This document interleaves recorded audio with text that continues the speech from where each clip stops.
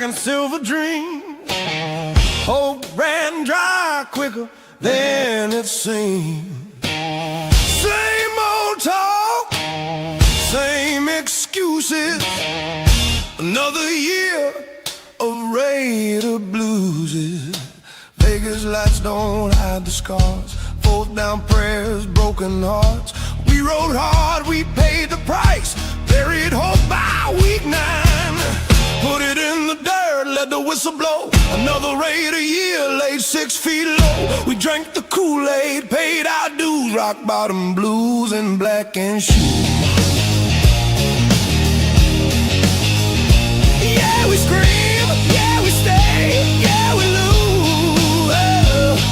Raider Nation never quits on you.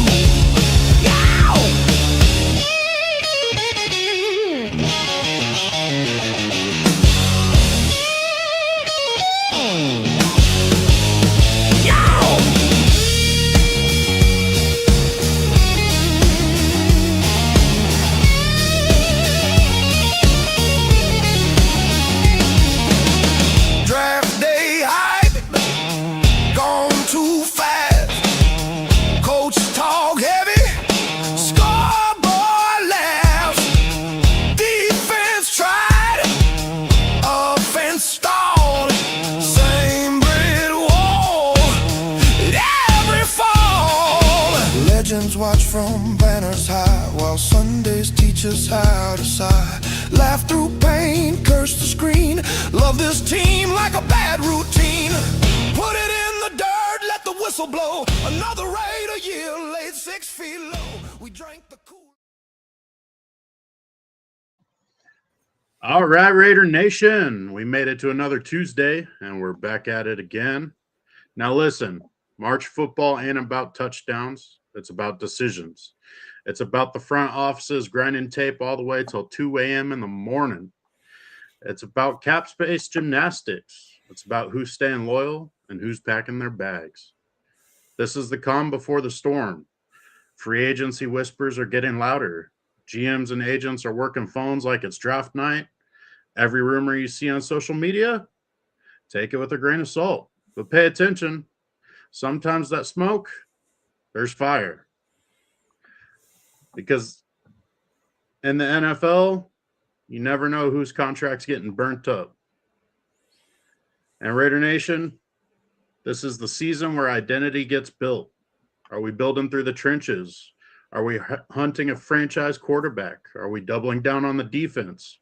This front office has to decide what kind of football team we're going to be. But before the oops. I had somebody didn't do their homework overnight, did they? I made too many changes. Mm-hmm. This front office has to decide what kind of football team we're going to be before the first free agent signing. A tough, physical, and disciplined team, flashy team, inconsistent, full of free agents, super young bucks through the draft. What are we going to be? You can't fake culture. You build it, starting with the front office and GM, then the coaches from the head coach all the way to the assistant coaches, and then finally with the players. Once you have all that, then us fans, we can start to buy in and see the vision. And I'll tell you this right now, championships aren't won in March, but they're absolutely shaped in March. So as we head deeper into this offseason, just don't react. Analyze, watch the contracts, watch the restructures, watch who they let walk. That tells you more than any press conference ever will. Because when week 1 comes around, we'll look back at right now at these quiet Tuesdays in the offseason, and we'll know exactly when the tone was set. I am Donuts Duncan. Today is March 3rd, and it's time to show me your shield. Little trip up there. It happens. Now, today we don't got a guest. It's just Jason and I's ugly mug today. Mm-hmm. But that's okay because we're still here to have fun, represent Raider Nation, and have some fun with the fans. Jack always coming on early. What's up, Raider Nation? Carolina Perez, what is up? Thank you for joining Yeah. us. Yeah. Well, Jason, we had the rookie combine. Got to see all the players perform. And few rumors popping out here and there. But again, rumors are rumors. Nothing actually matters until those contracts are signed or deals are made. We've seen some teams make some handshake agreements because they technically can't happen yet.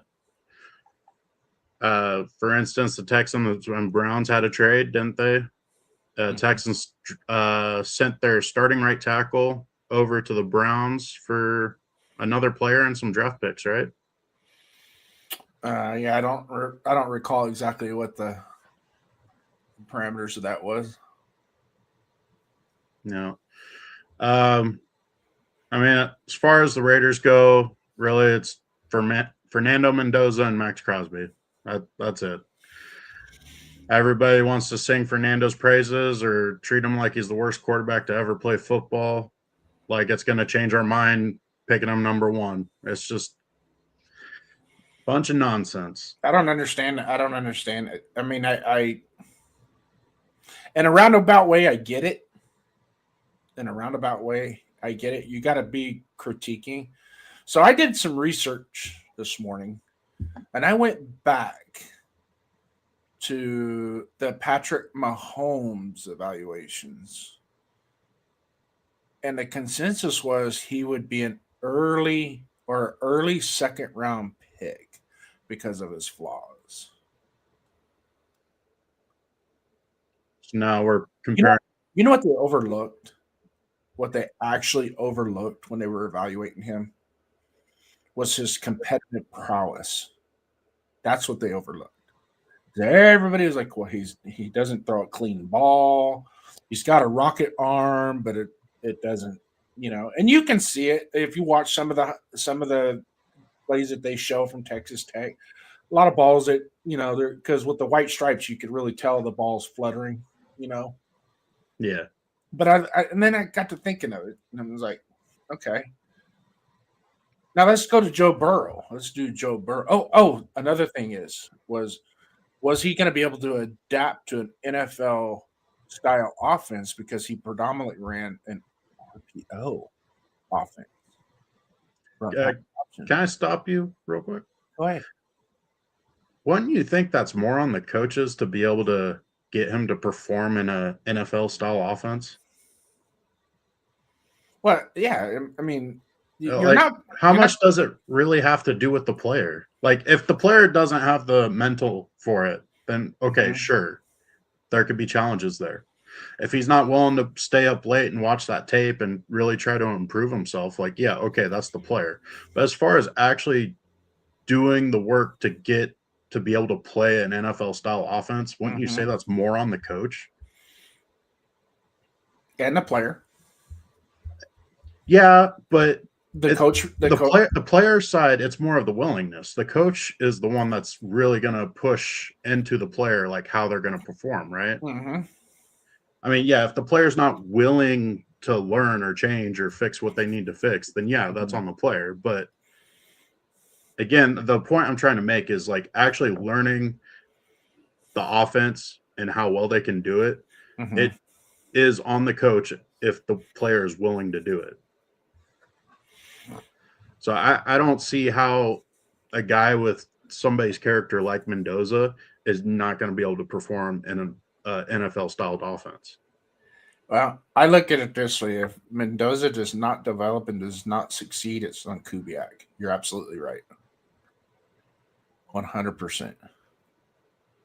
It's all on Kubiak. Yeah. Because when you look at it from the totality of everything, he has all the tools to adapt to a pro. They ran a pro style offense at Indiana. All this other stuff he ran. Okay, so he ran RPO. He didn't run RPO on 3rd and 7. He didn't run RPO on the goal in the red zone, 10 yards and in. Okay, that was a pro style offense. okay, with some West Coast elements built into it. You know, I mean, like I said, you go back to the Wisconsin game, one of his touchdowns, Spider 2 white banana. Come on. It was, I mean, it exactly how Steve Mariucci draws it up on the board. Exactly. Other than which way the quarterback turned. He just didn't reverse pivot. That's the only difference. He didn't reverse pivot. And I think the reason why he didn't reverse pivot is because he knew that there was going to be a blitz shooting the A gap. And so instead of reverse pivoting and turning his back to the blitz, he faced the blitz, sidestep, let the running back clear, and then stepped around it and made a good pass. I know I watched a guy today that was totally down on it. What was funny about this guy was critiquing him. And as he's critiquing him, he's showing the play. And I'm like, dude, you're saying, what are you talking about? He can't make the middle of the field throws. And the next play is a dart right between the hash marks to a crosser. And I'm like, yeah, you know, it's like honestly, it constantly seems like the people that want to do nothing but bash Mendoza don't actually watch the tape. And then when they do, like, they're not doing it before they're actually shooting their video. Mm-hmm. Like, they're not doing their homework on the kid before they're saying stuff. Like, it's just absolutely ridiculous. No. But bottom line is we're drafting him number 1 overall. He's going to be our franchise quarterback. The only thing to question with Mendoza is he going to be the day 1 starter, or are we going to have somebody else start? Is it going to be AOC? Is it going to be somebody else that they bring in, possibly like a Kirk Cousins? I know there have been other names that just don't seem interesting at all. And then I know a lot of people also say Derek Carr. No, thank you. I'm okay if the coaching staff wants to bring him on as a quarterback coach. Like, that's completely different chapter. But I don't really want Carr in the backfield for us. I think it could end up being too big of a distraction, possibly. Not that Carr has ill intentions or anything, but with how Raider Nation is and blow everything out of proportion, like, it could get annoying fast, just like all the Max Crosby news. There you got everybody and their mothers saying this, and this for Max Crosby. Yet who says no? And then you got all of Raider Nation just overreacting. Hell no, we would never do that. Yeah. Like, okay, way to just give them views and different text messages and all that, all the responses. Like, that just feeds into them. Like, you're helping them out. Don't feed their flames. So one thing I learned when I met Derek Carr and I talked to him, one of the things I talked to him about was a lot of the rumors and conjecture. You know, he told me, he goes, you know who does that, right? And I go, no. He goes, it's us. We're the ones that do that. Well, it's the agents. Well, exactly. That he's not going to say his agent exactly, but he goes, I talked to somebody, and then it gets relayed to another person that creates that smoke screen, I guess you can say. Well, it's the telephone game too. Like, who's to say, like, that's actually what was said? It could have been 3 people down the line, and then you got a completely different story, and the only thing that stays the same is the player's name. Yep. Like, it's all these people. They're just trying to get their views. They're trying to get their X account to have more followers, more people commenting on their YouTube videos, more people tuning into their TV shows. Like, they're all just trying to get clicks and get paid more. Yeah. And everybody and their mother on any of the TV shows, they're all trying to predict what exactly is going to happen with every single possible player, like Max Crosby, or is Fernando really the number 1 pick? Is he really worthy? Like, they're all trying to come up with, like, the hot, I don't know, thing to say, so that way they get more followers in the future. Like, it's just a smokescreen. A lot of people, what they need to understand, and this goes for everybody, is that when you have, usually a good general manager will stick and pick, won't go up more than 5, won't go back more than 5 on a trade up or a trade back. Okay. And the reason is in the first and second rounds, this is common in the first and second rounds, because if you move up too far forward or too far back, you go too far forward, you're going to give up too much draft capital. If you move too far back, there's a good chance, a good risk that you're going to pass on that quality player that can make an immediate impact on your team. Correct? Okay. Yeah. So as we're going along here, the thing with the quarterback position kind of gets bonus points when it comes to the draft, when setting the order of the draft. Okay. Is Fernando Mendoza the best player in the top 5 of this draft? I would probably venture to say no. I would say Sonny Styles is a better athlete, probably going to program a little bit better. Reese is going to program, and even Caleb Downs. I put Caleb Downs, Jordan Love. These guys are probably going to be closer to your Rookie of the Year candidates than what Fernando's going to be, right? But what puts Fernando in a position? With that. Huh? I disagree a little bit. Just because it's a quarterback competition. If there's a quarterback that's in the running, the quarterback's going to win it. And for Rookie of the Year, it depends on how he plays. Yeah, I mean, if he only plays second half of the season and he looks good, like they'll give it. I don't think you heard what I said though. Those players are more suited right now to become Rookie of the Year than what Fernando is. I'm not saying the position. I'm saying you're going to have defensive Rookie of the Year and offensive Rookie of the Year anyways. So you have two different categories. Yeah, but those guys right now, as soon as they play their first game, they're already in contention for that award. They're whereas Fernando is not going to be day one a Rookie of the Year candidate. It's just not.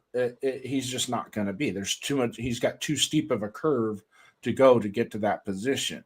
Now, as time goes on, he builds and builds and builds. He can just like he did with the Heisman.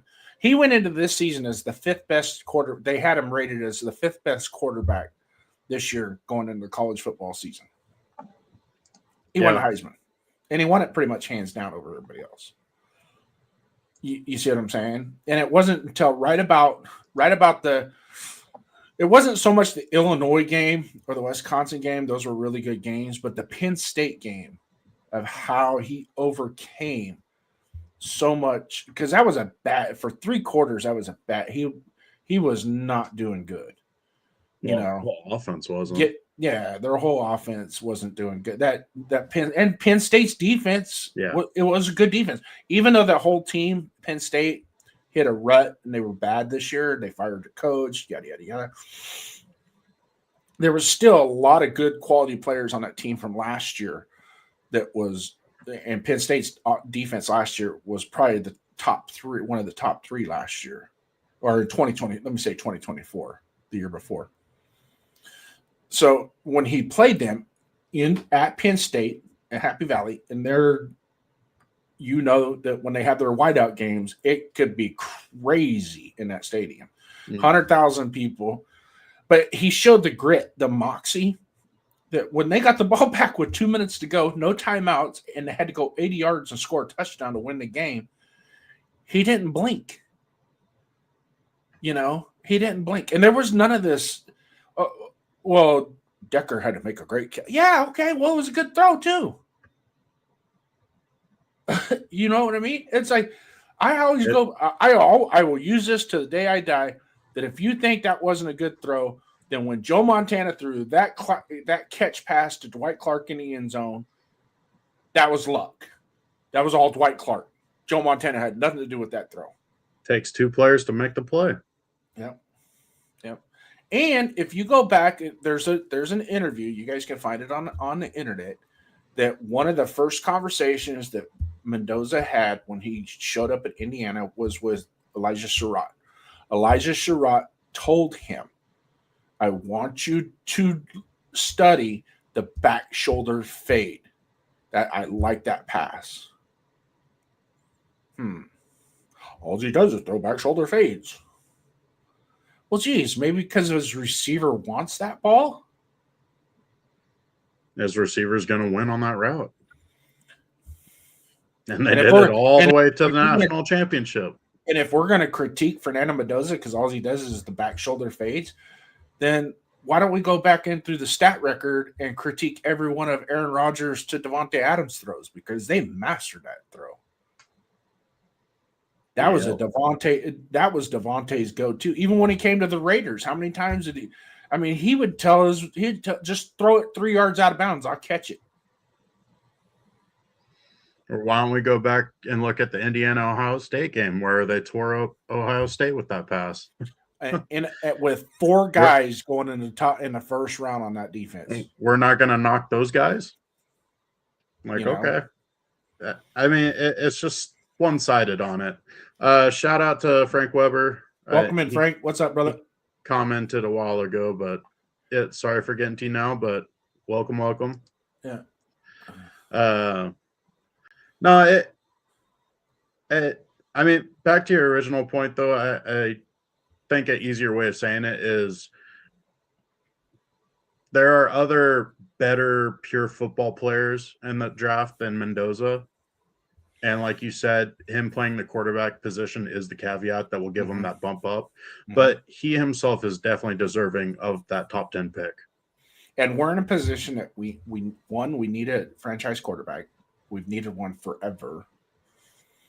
Okay. I love Derek. I'm a pro Derek Carr fan. He did a good job, but he didn't do a great job.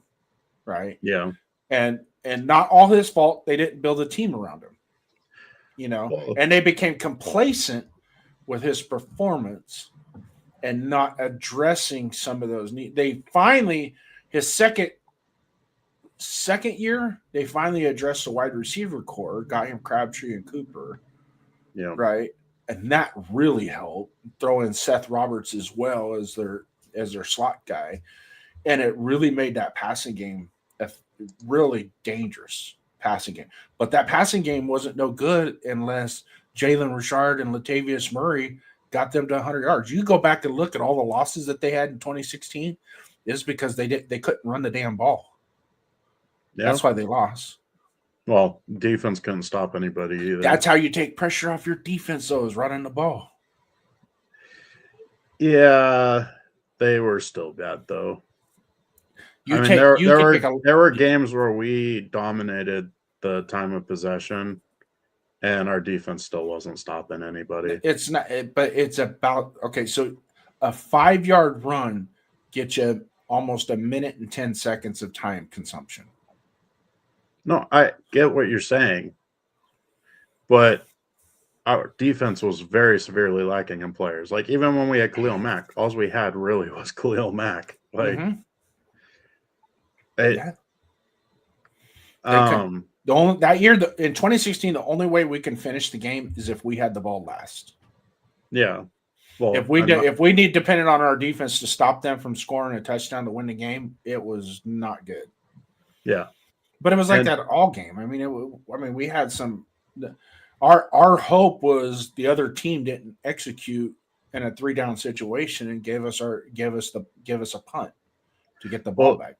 If I'm not mistaken, I believe our defense finished number 16 overall, but they were like number 1 in turnovers, and that's how we were successful is because we finally had a defense that did something. They were finding the ball. But yeah. Anyways, so far, what you're hearing from the front office and our head coach, are you liking it? Yeah. Yeah. Yeah, but words are just that.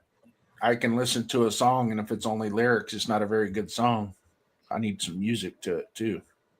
Yeah, true. I mean, proof is in the pudding. Actions are louder than words. All that old school sayings. But I will say that I've been hearing that they actually like our offensive linemen. So does that sound concerning to you that they're okay with it? And they specifically said that we have good tackles. So that's sounding like Miller and Glaze are going to be the starters. Granted, we still got a lot of offseason to go through, so things can change. But from the sounds of it, tape-wise, that's what they like. Are you concerned about the tackle position? Only if they were able to dissect how they were coached last year. If they did a full dig into last year and how they were coached, and two, how they performed, and if the two go hand in hand, and they say, okay, we can fix that. I know a lot of in 2024, a lot of DJ Glazes, we were able to, when we run our 12 and 13 personnel, he always had a heavy side to him. Yeah. So He always got chip help. He always got the heavy side. So, which most of the time you run heavy to the right side, especially if you're going, if it's going to be field side, because you're playing a lot off the left hash, go heavy on the right side, Yeah. And most of the teams that we played, their stud pass rusher was on DJ's side. So even if we had a Pro Bowl tackle there, you still want to kind of address that in a roundabout way, because it don't take long for a super stud edge rusher to heat up and start tearing your backfield apart. Yeah. So I mean, even the best of the best tackles, other than Penei Sewell, the best of the best still need a little bit of help every now and then. Yeah, definitely. The other big thing that Kubiak himself said is what he wants our offensive line to look like. He specifically gave the Bears game from this last year and JPJ during that game. He wants our offensive line to look like JPJ did that game. Because that was our best running performance. JPJ was aggressive. He was playing through that echo of the whistle, and he was moving, and he was moving people. So, that was the prime example from the tape that he's seen so far at the time of the interview, that's what he wants our offensive line identity to look like. And then it was asked if JPJ is going to go back to center or if he's going to play guard. And Kubiak said, look, JPJ can play multiple positions and he can do them both very well. And that's where I'll leave it. So they don't know where JPJ is going to play yet. They got to figure that out. And I think they're using that to their advantage by seeing who they can bring in, whether it's free agency or the draft, like who falls where, because they don't want to cement JPJ as a center and say, okay, we have to draft a guard. They're going to try to get the best player available to fit either one of those positions. There's a couple good centers that are going to fall late 4th, 5th round that are still damn good. Yeah, I'd say there's probably 4 or 5 centers in this draft that have a good chance of having a long career in the NFL, and that's really nice to have that caveat in the draft. Yeah. And it's almost like there's one guy per round almost. I mean, a center is not getting taken in the first round, but like second round on, it seems like there's one good guy per round. At least as far as the mock drafts are going. Yeah. I'm not excited about the way the mock drafts are laid out right now. I'm not. They're pushing a lot of really good, talented guys back. And some of the guys that are up, it kind of, I don't see. Last year when I did mock drafts, it seemed like the better ones, the more sound ones, were closer to draft day. When you got that, that middle of April, you start to really get a feel for how the alignment, how the rankings were going to be.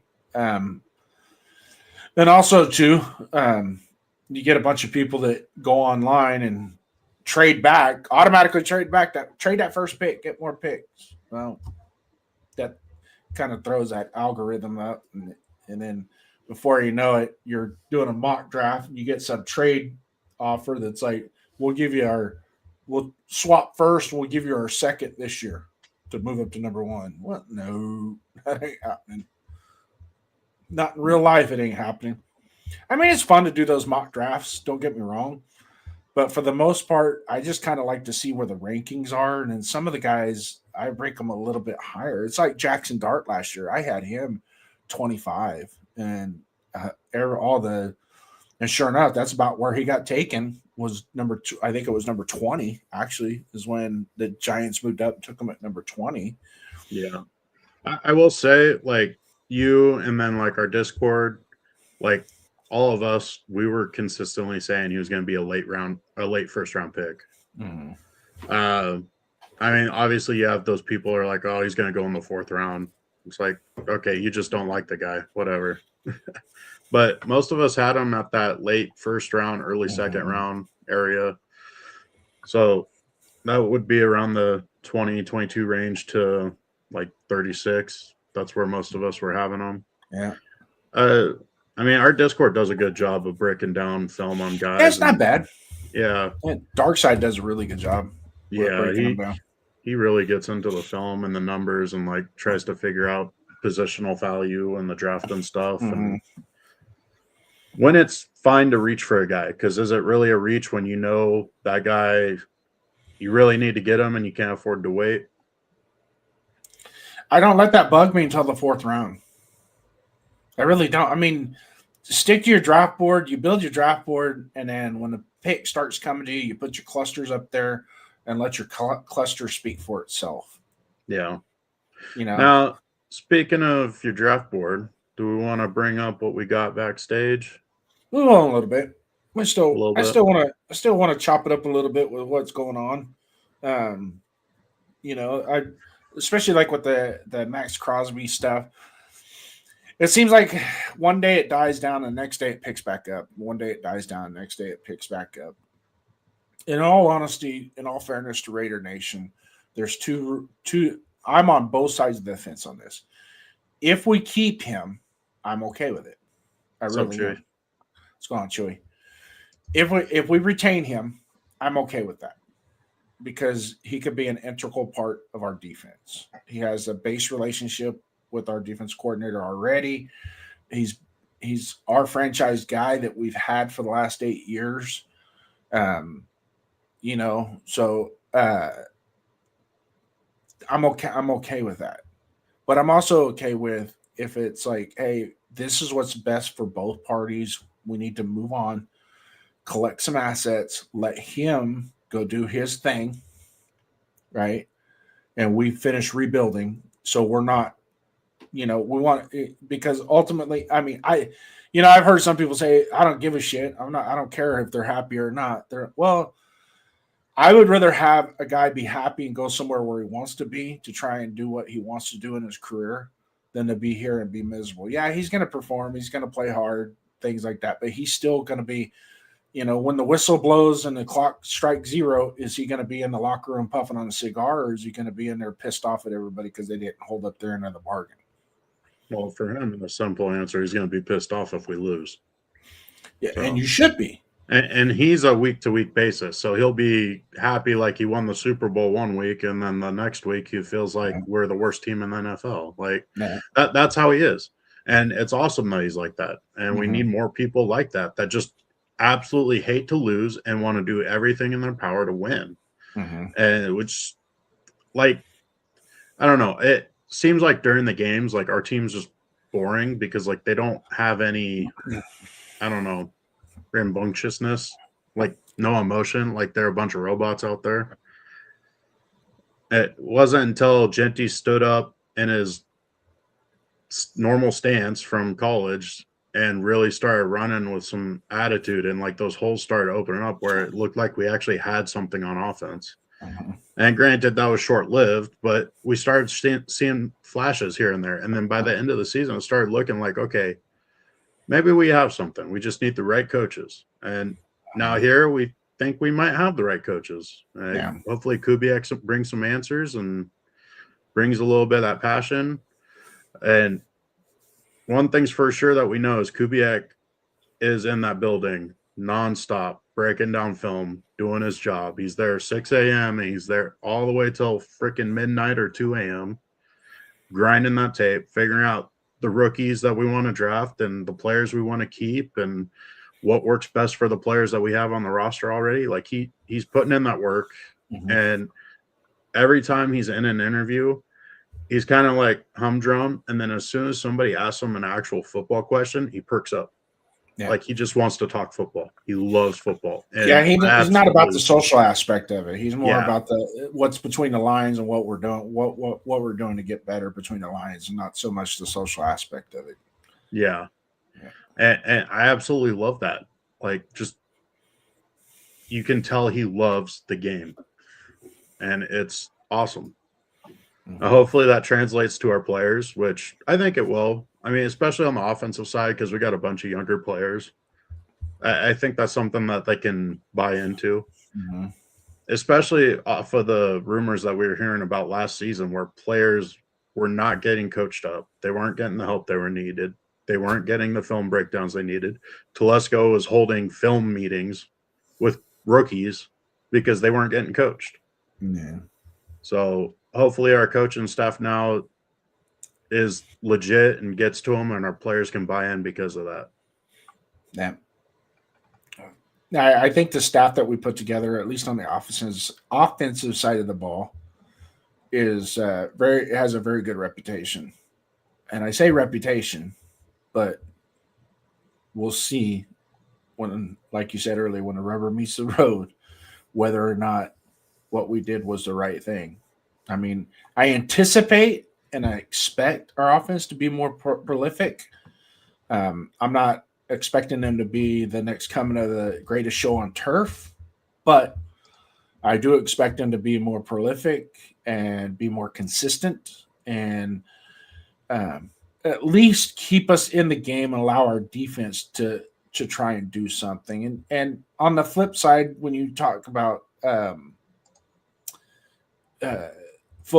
complementary football, sometimes when the offense explodes, the defense starts to explode a little bit too. Maybe taking a little bit more risk, maybe running a little bit more stunt, a little more six man pressures, some 7-man pressures, delayed blitz type thing, to kind of try and sneak out a possession. Try and steal a possession here and there with an interception or a fumble. Because if you look back at last year, those 3 games that we won, it was because of that. That we were able to actually kind of get some type of turnover. I know the Titans game, that's pretty much the only reason why we won the game is because we got a turnover in the red zone and executed to score a touch, put 7 points on the board. That made a huge difference. So, we have some breaking news. I mean, it doesn't pertain to our team, but it could possibly with free agency coming up. The Giants have informed linebacker and defensive captain Bobby Okereke that he will be released. He's a 29-year-old linebacker. He was, like it said, team captain. And if I'm not mistaken, the Giants run a 3-4 scheme. mm-hmm. So there's a possible veteran linebacker that we could bring in.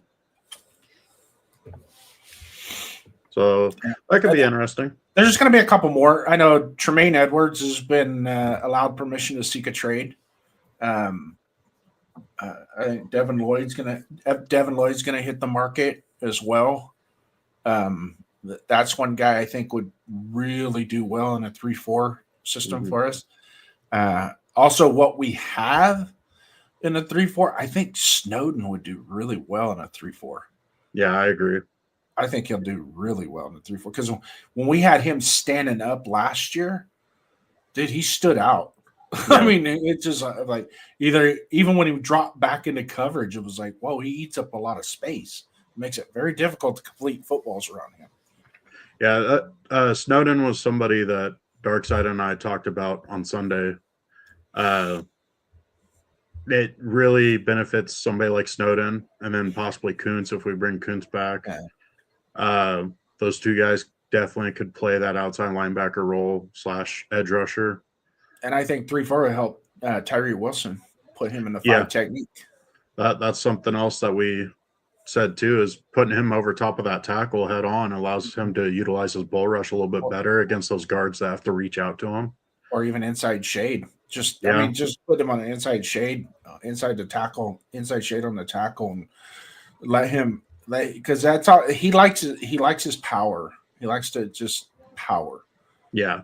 And Well, another thing that we talked about is putting him on that left side with Max, because Max will play that outside edge rusher, have Tyree over that tackle. You're going to start opening up a lot of one-on-one opportunities for Max. And when they start over pursuing to try to get over to Max, that's when they hit him with a little stunt move, and Max goes inside and catches him off balance and free range to that quarterback.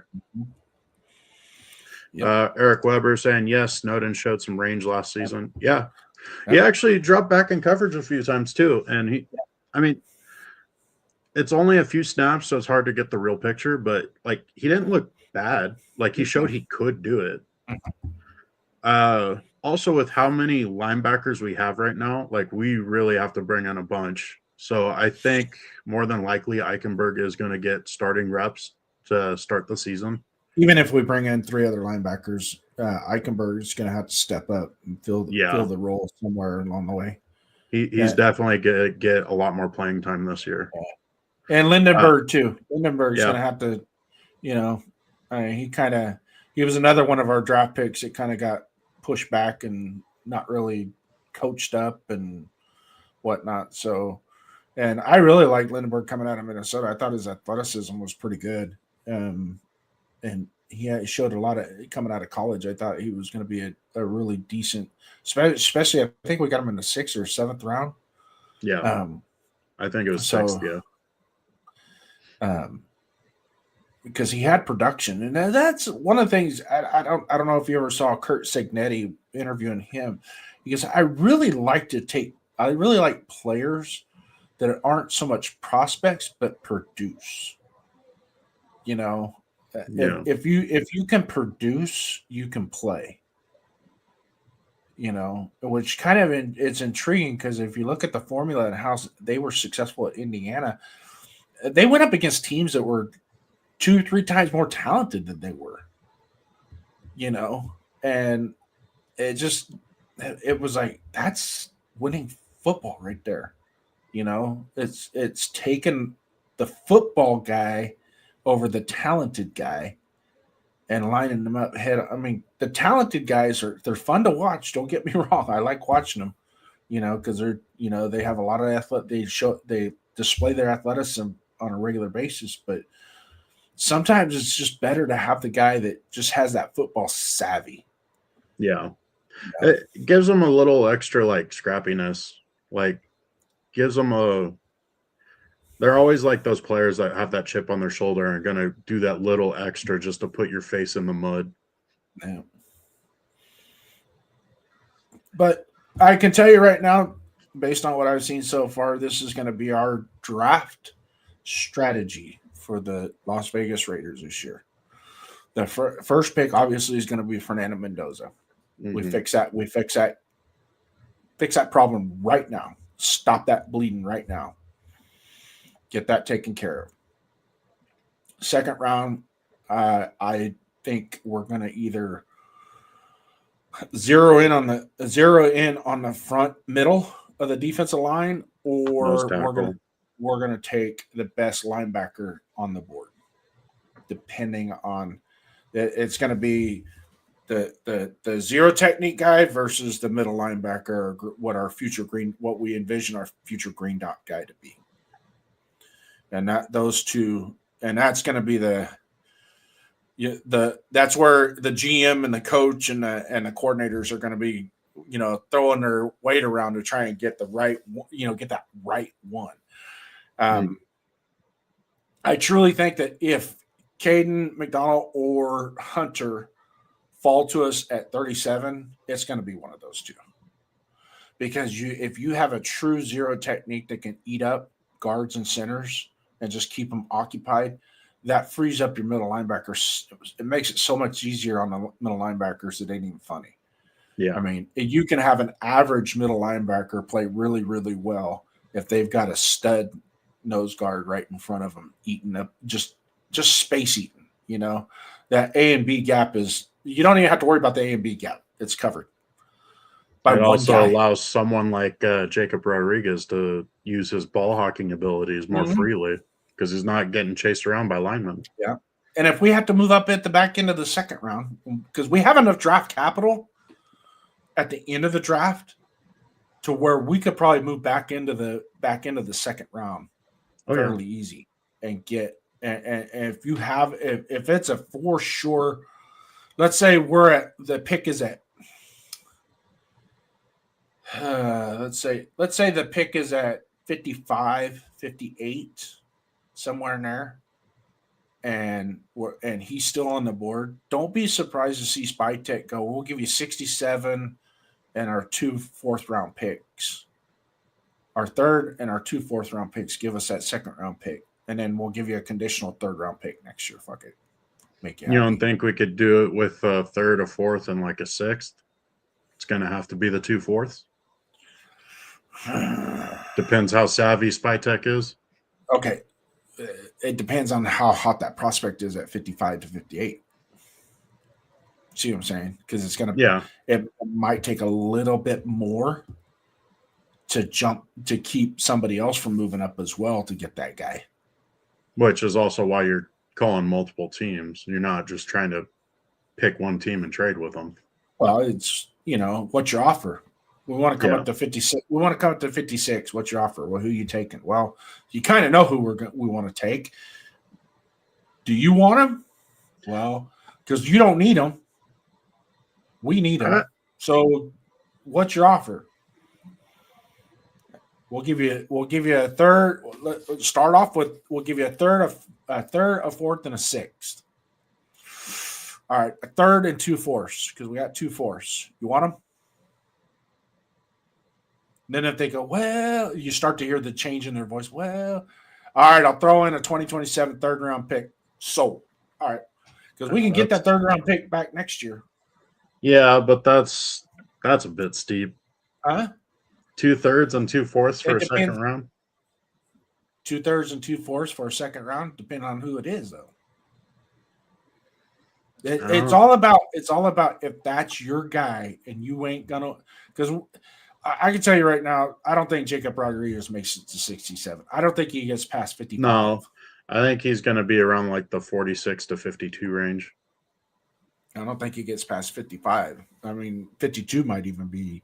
We might want to be calling it 40. Yeah, you're probably right. We probably want 46-ish. 46-ish, 47-ish in there if we want to come up and get him.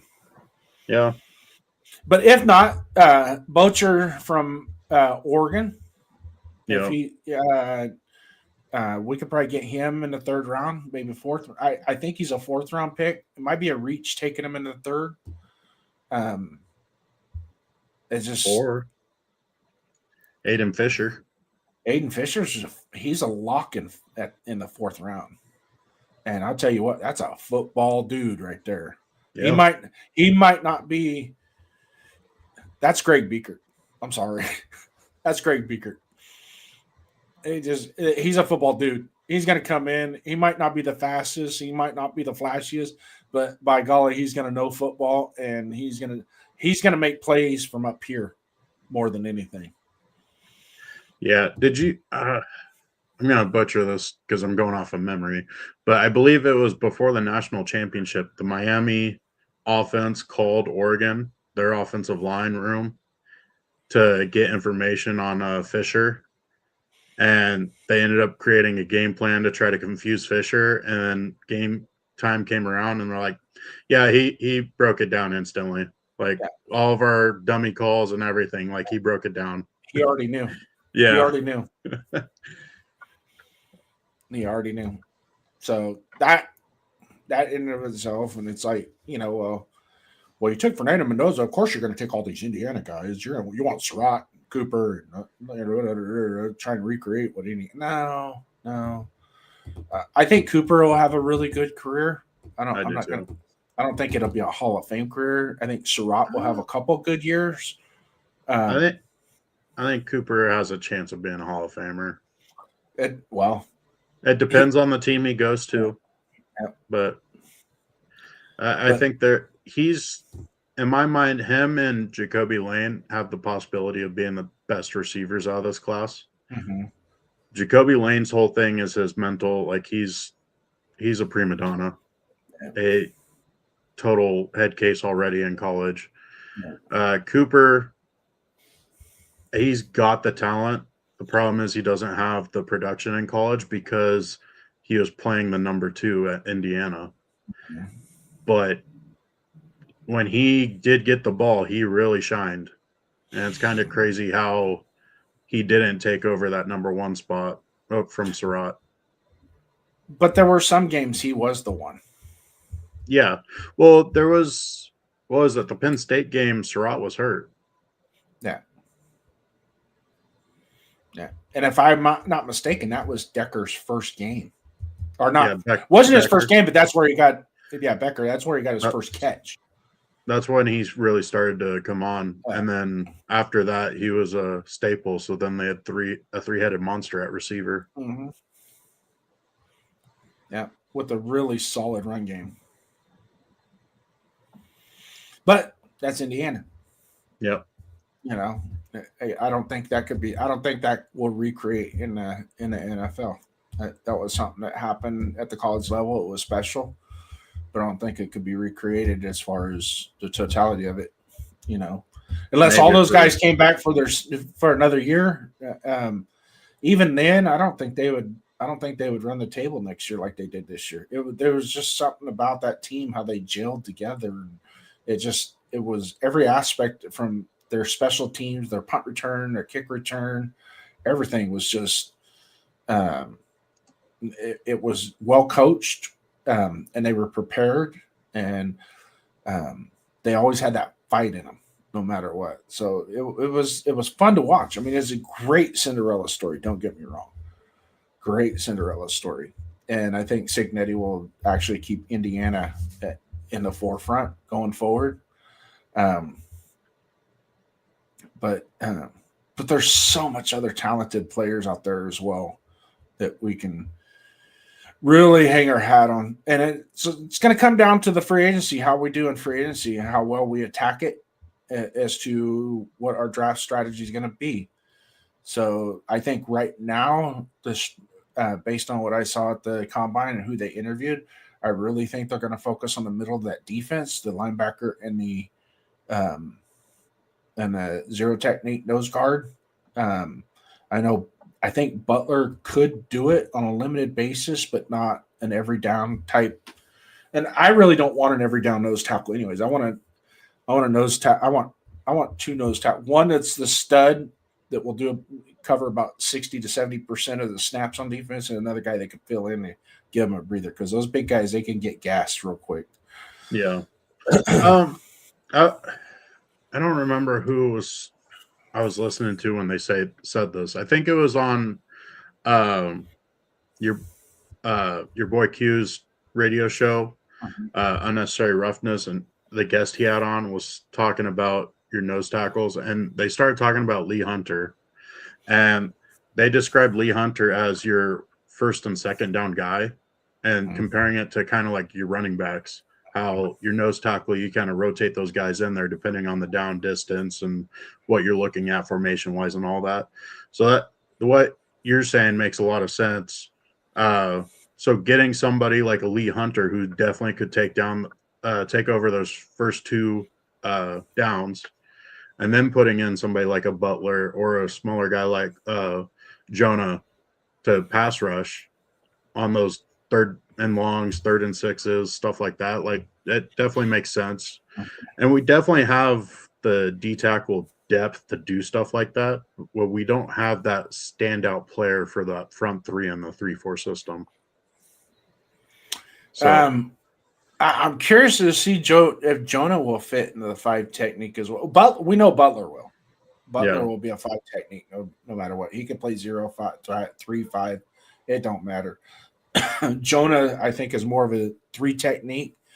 Head up or inside shade of the guard, mostly. He didn't do too bad on double team, but his best bet was lateral on a single man block. Going lateral on a single man block is where he did most of his damage, not head up. I just don't think he's big enough and strong enough to take on those tackles. No. So we'll see. I mean, you gotta play it out. And you got Tonka Hemingway and JJ Pegues as Yeah. well. So we've already got two from last year's draft that need some run and some development, and it kind of puts us in that bind of, okay. And same with Grant and Rogers on the other side of the ball that we drafted last year in the third round. It's like, yeah, what we saw out of Rogers, especially the Texans game, Rogers played very well in that Texans game. Yeah. And it's like, if we can get 17 games out of you just like that, we don't need to sign a free agent or draft. He was top-notch performance in that game. Well, we still kind of do, just because we need to fill in roster spots. But we don't have to. As far as like headhunting for a starter, like, yeah, it's not a priority. It's not a priority. It could be it'd be more of a luxury to backfill, to find somebody to backfill. And we can make trades too, because let's face it, there's some teams out there, Minnesota, Buffalo, Philadelphia, that they've got backups that played better than our starters, that were probably better than our starters. So it wouldn't hurt to maybe throw a 6th pick or extra 7th pick at somebody to pick up one of their backups and see if we could develop them into being a starter on our team. Because that happens.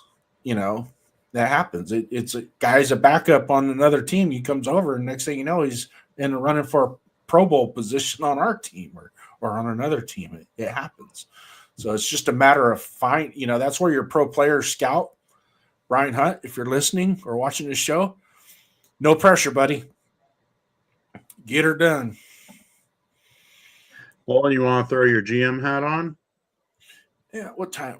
We've been on for about an hour now. Yeah, we could rock it for a little bit. Okay. So here we got a website. It is called Stick to the Model. Sticktothemodel.com. It allows you to be a GM. You select a team, gives you the cap space that they have, and allows you to run the preseason. So obviously we're going to select the Raiders here. And in this first screen, it's going to be cap management. So this is where we're going to make our cuts, Jason. Are we making any cuts? And we can go through the... Can you re-sign and cut as well? Re-sign and cut? Well, I was thinking the other day that it's still going to hurt us, but we can prorate Geno Smith's 2026 into a signing bonus to get rid of him this year and see how our 27 and 28 projections are in the cap. It doesn't show our 27 and 28 cap, but what we can do is this post June 1st designation. Mm-hmm. So then that shows you what it would end up doing. So we would have zero dead money in 2026. Mm-hmm. And then it would load that $18.5 million into 2027. Okay, so that's where the 18.5 comes in. So it's basically, do you want to pay the 18.5 in 2026 or 2027? I think that's, yeah.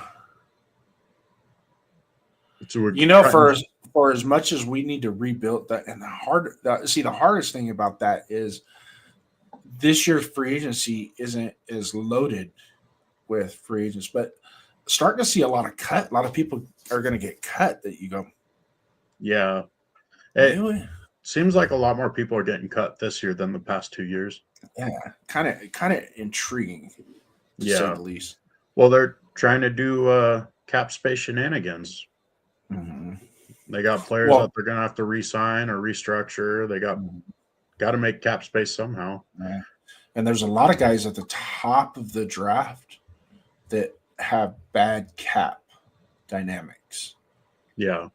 They're almost at a point where that's the only place we can get players is at the top of the draft. That's it. I mean, I guess it just depends on how hard you go after people and how much you want to pay them. Now, as far as Geno Smith, I was hearing rumors that the Vikings were possibly interested in him. Mm-hmm. Maybe we do a 7th round pick swap and they take Geno Smith. I mean, in actuality, we'd probably have to eat some of his contract, but we'd be saving more money by doing that. But I don't think it's about the. I mean, we're trying to say the fair part about the thing with Geno Smith. The fair part about it is the totality of it. Is his attitude, how he portrays in the culture of our team going forward, along with that money. Because sometimes, I don't know if you've ever heard this, but sometimes people get a divorce, right? yeah, They're married and then they get a divorce. And you know why divorces are expensive? the lawyers. Because they're worth it. Sometimes they're expensive because they're worth it. It's you just cut your losses. Well, I'm hoping I never find that out. So Yeah. Well, I'm not going to. I have no plans on it and would like to move on from this. I backed you in the corner with that topic. No, I'm safe. No, as far as Geno Smith, though, if we were to cut him, I would want to get his cap space designation that we have to pay him Just cut for him. 2026. Because I would take prorate the dead money to 2027. You want to do that? Okay. All right. Yeah, because the quarterback we're going to draft isn't going to. He's not going to hurt our capital or our cap for 4 more years. Well, so my whole thinking on it is why you do it for 2026 is I don't expect us to be a playoff team in 2026. I expect us to find nice free agents that can stick around for more than 2 years. And then obviously we're building through the draft because we got a young roster already. So I think taking that cap hit as early as possible and getting rid of it as soon as you can builds up our possibilities for 2027. Yeah, but also too, if we take a wild swing and on especially a particular center, and we want to throw a little bit more money at him right now, and front load his contract. Because that's what the players want. They want that guaranteed money now. Yeah. No, that's fine. You are the GM, and that's why we cut him. Now, is there any other players you're possibly looking at cutting? I mean, I can slowly scroll through this. Tell me if I'm going too fast. Personally, I cut Kappa. Let's switch to this screen right here so it's a little bit more visible. I can only see the stick to the model screen right now. That's fine. Yeah. But, yeah. Let's see. Palomalo is 4.4. Michael Mayer. Keep going. Oh, sorry. You're showing me guys I'm not cutting. Yeah, well, I'm just showing you the whole roster. Yeah. Yeah. We'll keep on going until we get to the ones that we stop. Philip Dorsett, he's a goner. We don't need him. I know it's only 1.3, but we don't need him. Well, it's 0 dead money. Yeah. So it don't hurt.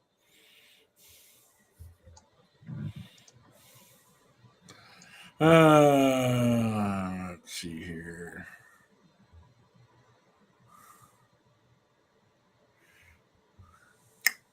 Hold on.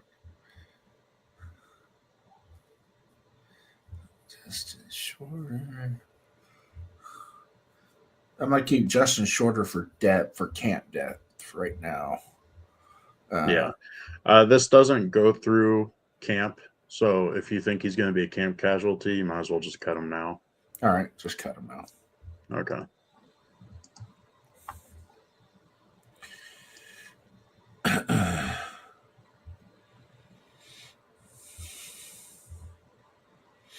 I'm going to go ahead and cut Chris Collier too.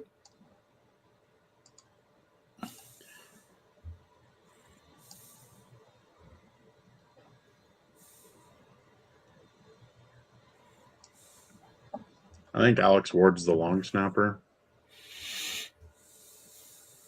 That's why he doesn't have a position. Do you need me to run through it again, or because we also have Kappa? Yeah, we're just gonna. Well, what's his? He's not. I think he's only a $1 million cap hit, right? Yeah, so he has a $6 million contract. We would save $5 million by cutting him. Yeah. Well, we're cutting him for the sake of cutting him. Yeah, put a cap in that ass and got him out. Mm-hmm. And But, some of these are true Pete Carroll decisions. yeah. Um, Well, most of them they're already becoming free agents, anyways.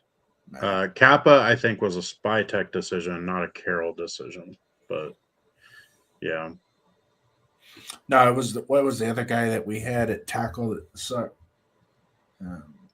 he's a free agent. Stone Forsyth. Yeah. Yeah. Okay. Yeah, he's already gone, so we ain't got to worry about cutting him. Yeah. All right. So is that all of our cuts?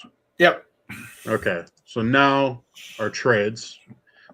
This just generates the trades that teams possibly could offer. Michael Mayer and Trey Tucker are usually the two hot players from our team that it shows teams want. So this is saying Mayer for 156 pick. No. Okay, out of here. Arizona offering us Michael Wilson. He's a $1.3 million cap hit, and they want our 67th pick for him. No. Okay. New Orleans offering an outside linebacker, Carl Granderson. We give them the 102 and the 117, so both of our fourth round picks. No. San Francisco wants Trey Tucker, and they're willing to give us the 127 and the 171. Yep. Take it. Take it? Yep. Okay. Philadelphia wants Michael Mayer for the 151. Nope. Chargers We don't trade with offering the Chargers at all. Okay, out of here.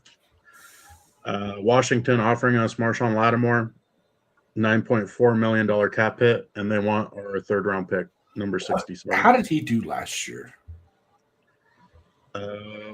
Wasn't he hurt part of last year? Yeah. Because he's kind of older, isn't he? Yeah, that's kind of high for him. 67. Okay. So I would say a fourth or fifth round pick, but 67 now. Okay. Well, we can counter. Yeah, let's counter with a fifth round pick and see what happens. Okay. So fifth round pick, we got the 174 or the 181. 181. Okay. So likely to reject. But do you want to submit it? Yeah. Okay. So Washington rejected. You want to just give up on it?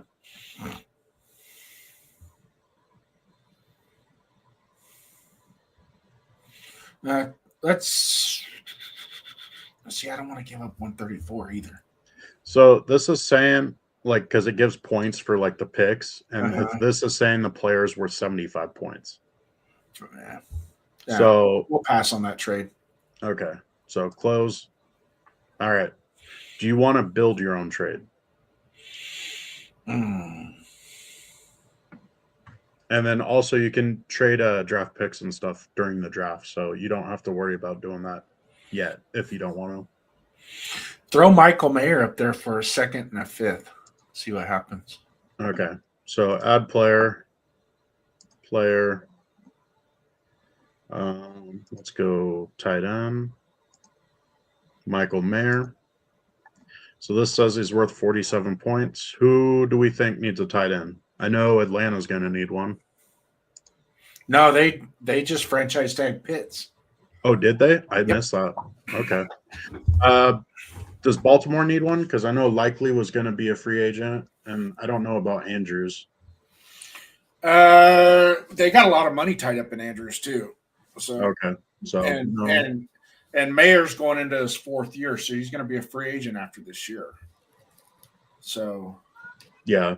Well, also with Mayer, he can also get the team that he's on at the end of this season a extra draft pick if they don't sign him and another team does. As a restricted. Yeah. Yep. Yeah, but that's a draft. We could use the draft pick now. That's true. Which is why he would garner a bigger draft pick now. Yeah. Is because you're basically trading him and the other team at least bare minimum gets another draft pick later. Try Cincinnati. Cincinnati? Uh-huh. Okay. And you said what pick? The second round pick. What's their second round? 70 pick 41. All right. So you would offer trade. Rejected. No It counter. says counter? No, did they counter? No counter. So this is saying that Mayer's worth 48 points. Mm-hmm. So we might be able to get a third round pick for him. So that'd be the pick number 72. All right. Now, can you offer them to everybody? You don't have to pick a team. I believe I have to pick a team. Let's go build your own. Let's go Michael Mayer. Yeah, I have to select a trade partner. What about Houston? They have a tight end, don't they? Yeah. They have the Cowboys' old tight end. Mm-hmm.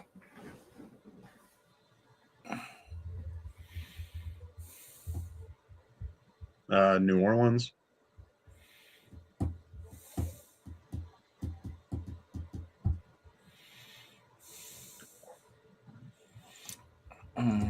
Try the Giants. Giants. Yeah. Okay, G-Men. And so we're looking at 48 points of value. So possibly get the 105 and like a 2027 pick. Okay.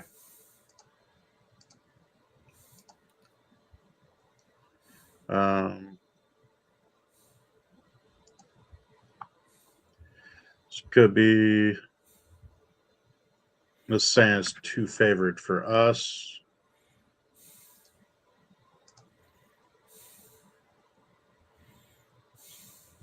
Probably looking at, yeah, let's just try a fifth round pick. Offer trade, said rejected, value disparity. So they didn't counter either. That's fine. Well, Yeah. in a real life situation, you field the calls, you don't make the calls. Right. So that's why this is kind of confusing because normally you're not going, hey, this is Las Vegas Raiders. We're looking to trade Michael Mayer. You want him? Yeah. That's not how business is done. So yeah. No, I get it. So want to just move on to the free agency signings? Yep. All right. So we got RFA tenders, Thomas Booker and Meredith. Do you want to sign both of them? They're a $3.5 million cap hit each. I would sign Booker. Okay. Meredith? No. Okay. So we'll keep Booker.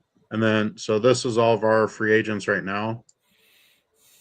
So we got Kuntz, Stokes, Devin White, Kenny Pickett, Tristan McCollum, who's an exclusive rights. So he gets league minimum if we want to keep him. Mm-hmm.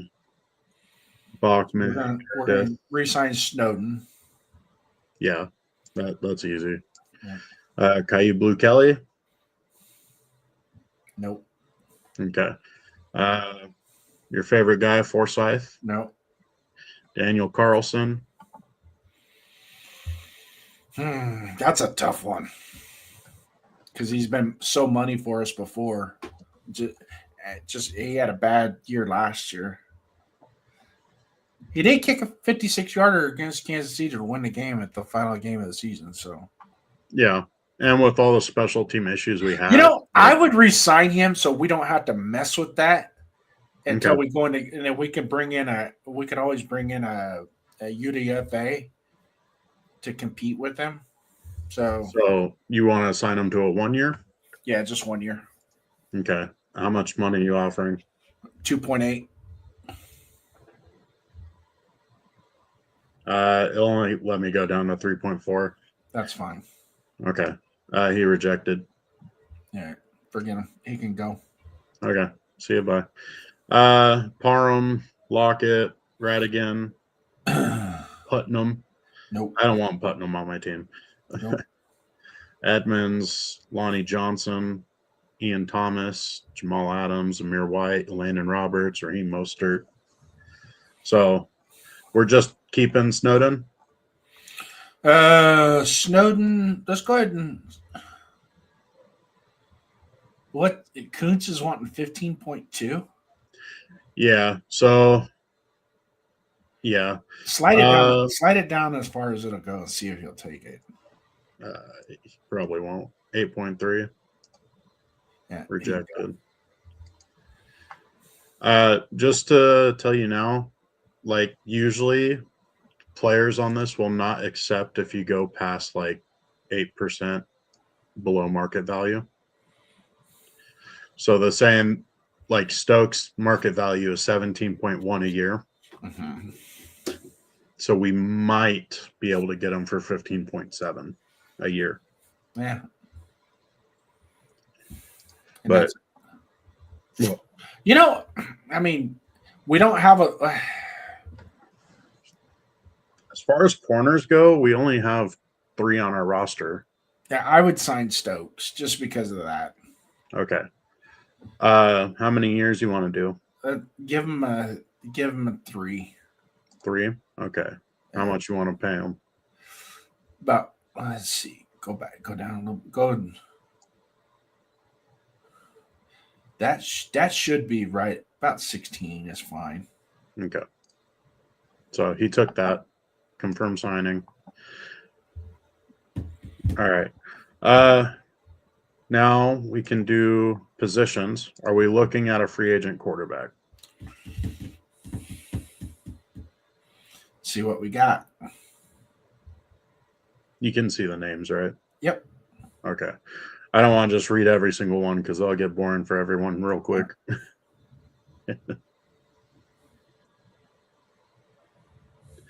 Slow.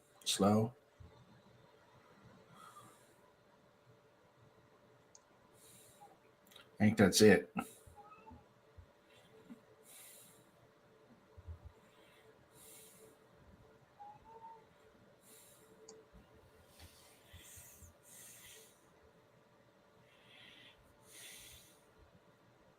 I heard people mention Case Keenum because he worked with Kubiak.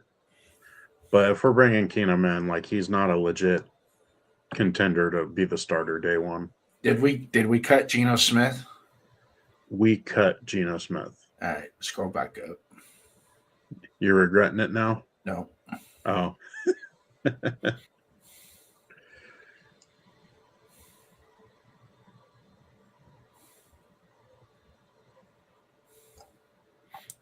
Sign Joe Flacco.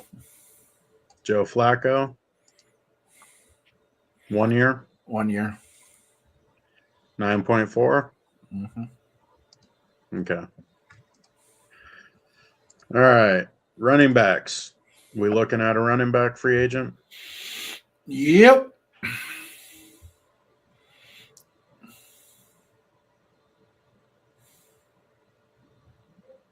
Travis Etienne.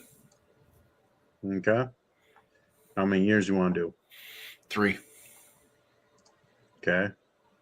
You go with 3.2. Mm-hmm. Are we looking at another running back? Nope. Okay. Receiver.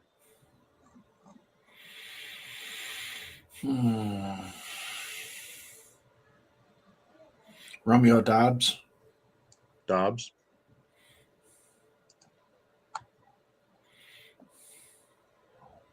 What kind of year do you want? Or deal do you want?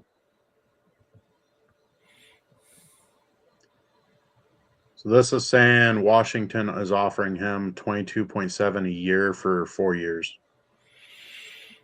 That's wide receiver too, money. A little high on the 23-6, but that really will secure. I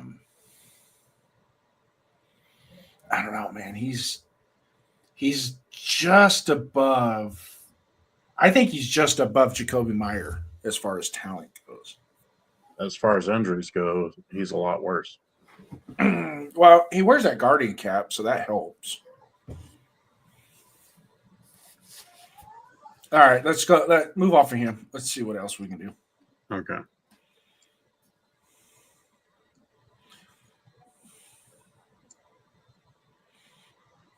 Jalen Naylor. Right there.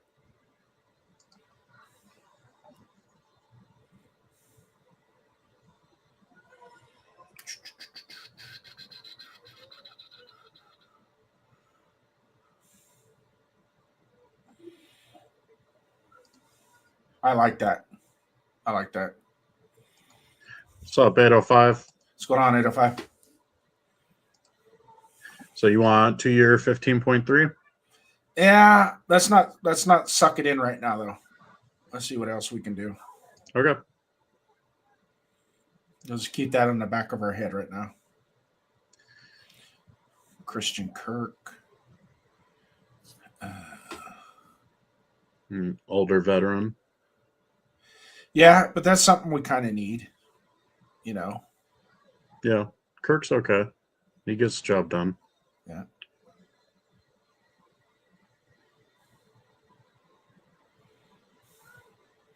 Now we're getting into Yeah. These are all wide receiver threes. role players. Mm-hmm. You didn't say Shaheed. I didn't see Shaheed. Yeah, there's Shaheed. Everybody's big on getting him. I mean, I want to get him just because he's a really good returner.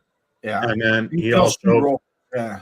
he also pushes. Well, hold on, we cut Thornton. Trey Tucker, right? We trade, so we can go here. So click it. We traded Trey Tucker to San Francisco. Sign Rashid. Rashid. Mm-hmm. Yep. Okay. It's an upgrade there. So this is saying he's going to be around 2 to 3 million.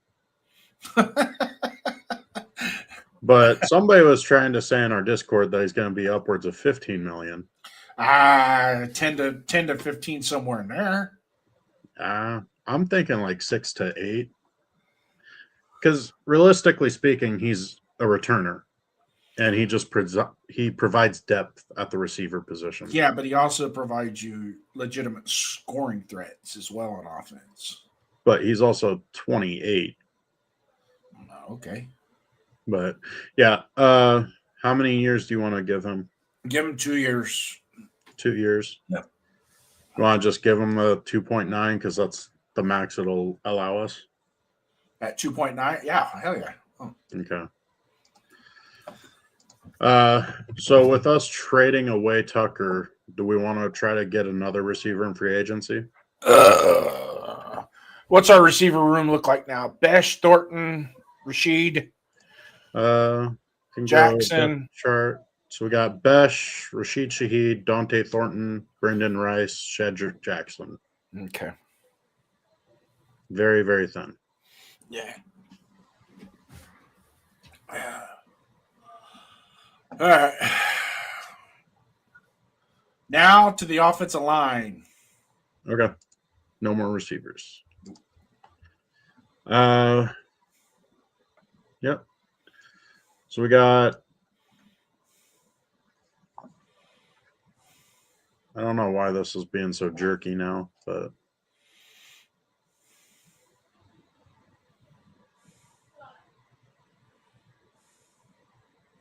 See what we got on Tyler Lindenbaum. this isn't showing what people are speculating. Like the 21.1 is the max we can offer him on this. – yeah, in reality, it's going to be a little bit higher than Yeah, 21. that. It ain't going to be 30. It ain't going to be 30 million. No, it'll be in the 20-25 range. Yeah, I looked at it.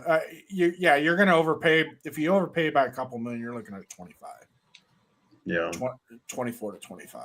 In which, I mean, you got a guy, 2-time Pro Bowl, plays at an elite level. I don't understand why Baltimore. Here's the thing that I have. The problem that I have is if the player is so damn good, why is the team that he's playing for willing to move off of him?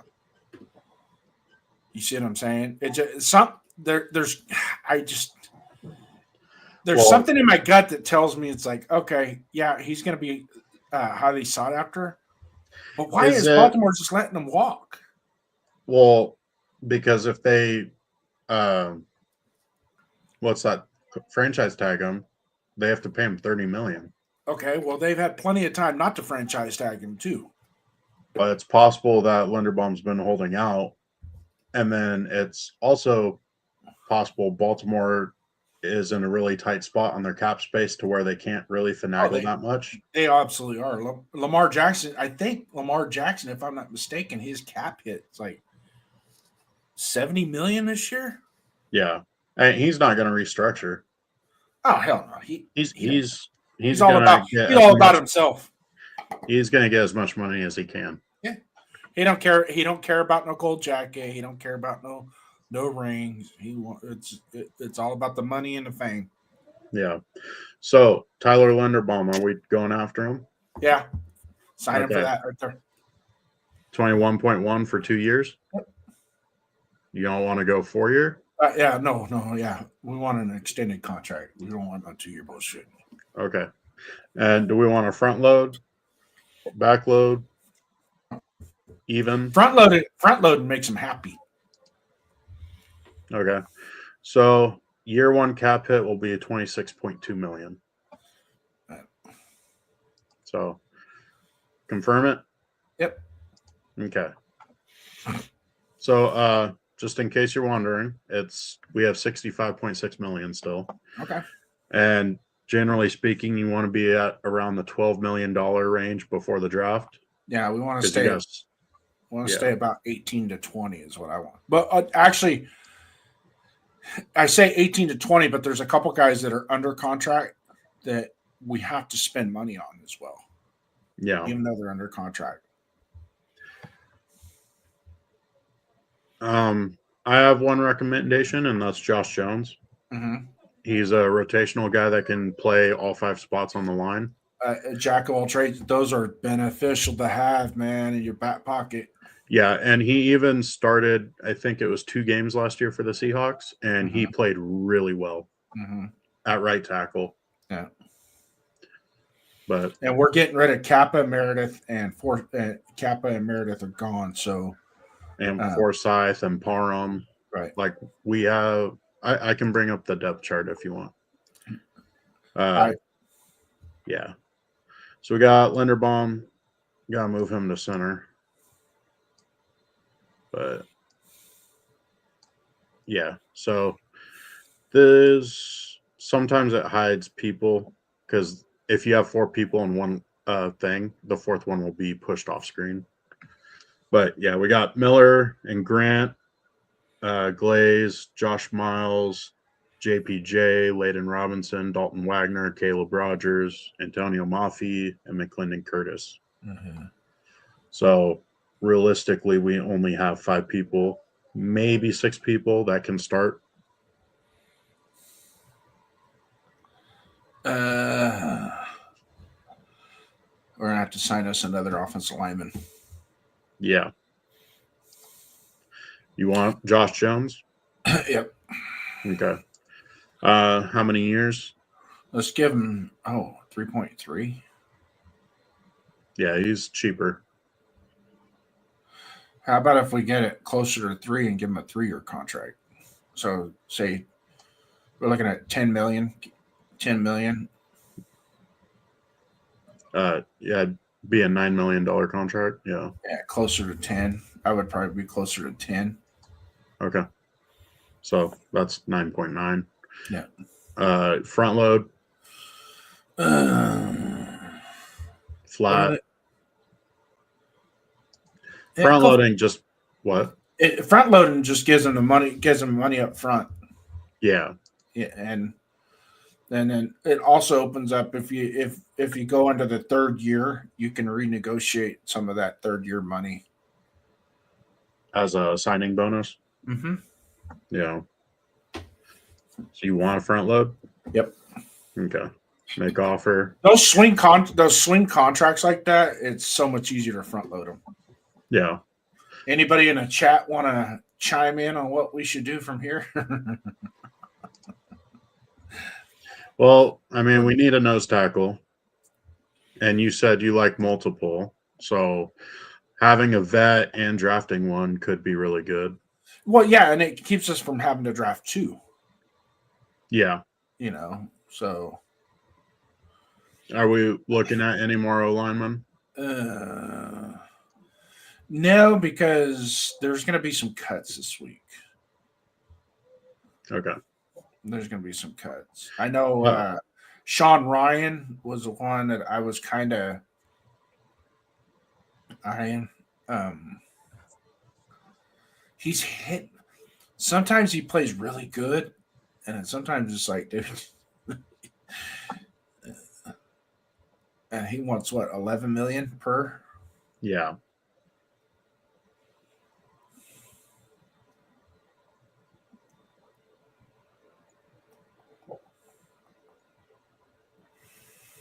See, I'd almost be willing to take him.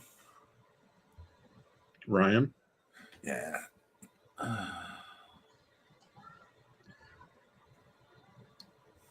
Well, if we signed him to an $11 million a year contract, he'd probably be starting. Mm-hmm. Yeah. Do we want him? What do you Because think? realistically speaking, we got Rodgers and JPJ starting at guard now.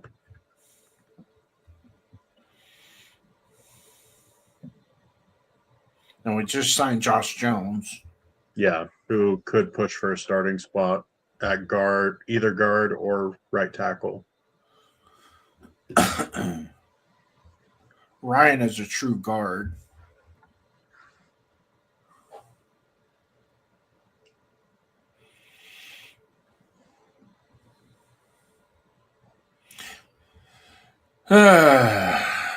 Yeah, I think we're good. This will get us to the draft. Okay. So we got edge rushers. We only re-signed Snowden. So edge-wise, we only have Crosby and Snowden. Okay. Let's see what we got. Okay. So we got, Bosa, Hendrickson, Mack. Clavion Chase on. It's kind of crazy the Patriots aren't signing him. The way he played last year. Yeah. Well, even with us, he played well. Mm-hmm. You want him? At 12 per year? Yeah. Give him a 3-year contract. Okay. You want to keep front loading everything? Yep. Okay. Do we want another edge rusher? Or are we going to look in the draft, possibly? Ooh. You scrolled too far. Go back. Want Cleveland Farrell? No. Away from the Chargers. Let's see what he wants. 13.9. Oh, that's too much money invested in edge rushers. We're good at edge rushers, I think. We can draft one, and we can draft one too. Okay. D-line. Defensive lineman. Here's the thing where I don't know who's an actual nose tackle or not. Like Logan Hall, I know he's more of a 4-3 D tackle. Uh-huh. so he wouldn't really fit that role. But Andrew Billings is a true nose tackle. Yeah, I like him too. He's 31, but he could probably play for a few more years anyways. Here's the kicker. I really, truly think we're going for a nose tackle at the top of the draft. Okay. In the first 4 rounds.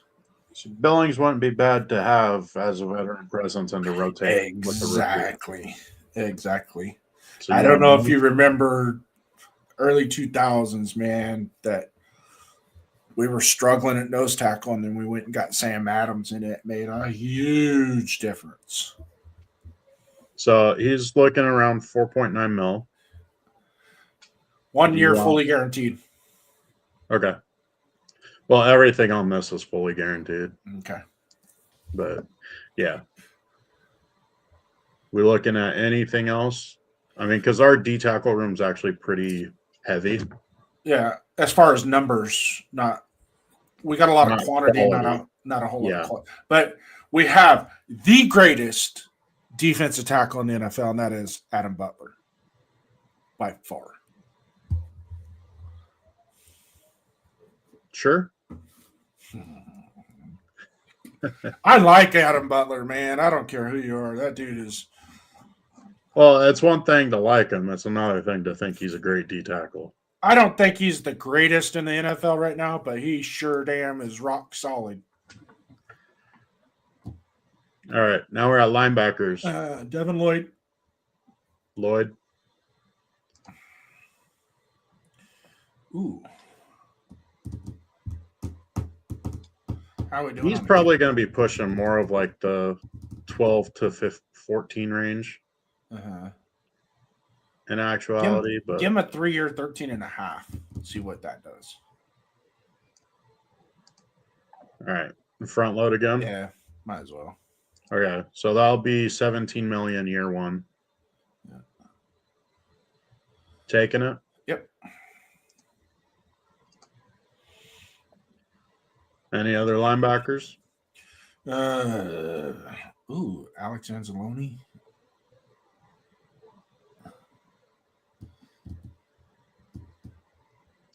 Leo Chanel's a true outside linebacker. Yeah. But he can also play inside too on like the nickel packages. But we just signed an edge rusher too. Outside linebacker, I said. Well, because 3-4. Outside linebackers rush, but they also cover too. EJ Speed. Should we sign Jermaine Pratt? That'd be kind of funny. A hell to the no.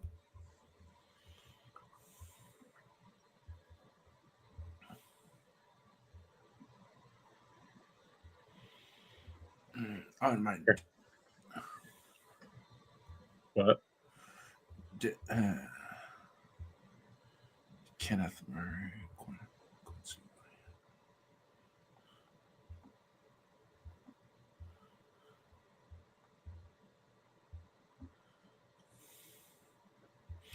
All right, go back up to EJ Speed.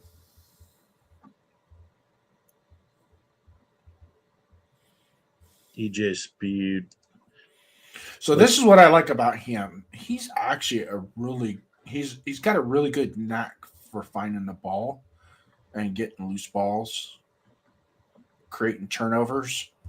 I'm not quite sure on his overall statistics as far as tackling and run stuffing, but when it comes to the passing game, he's pretty solid. Yeah.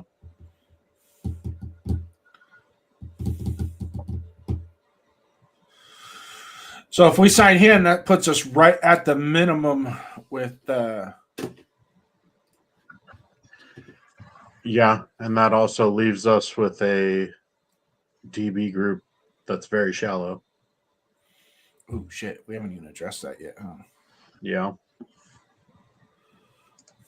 Yeah, let's skip that. Let's go to the cornerback. We gotta.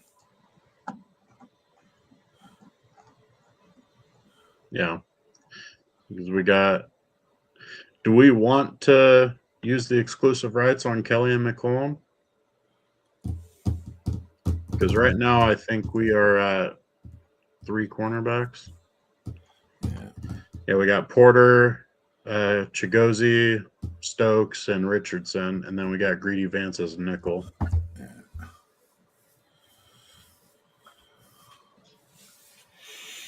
I think we're going to draft a nickel too.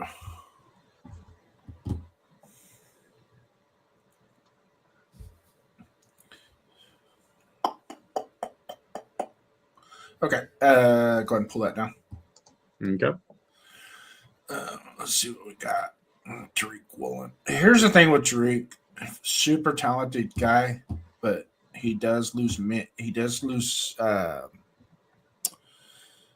leverage, so to speak, top end of routes. He makes up for it with his length. Don't get me wrong, but sometimes he misses. So, and he's got a little bit of an attitude issue. Yeah.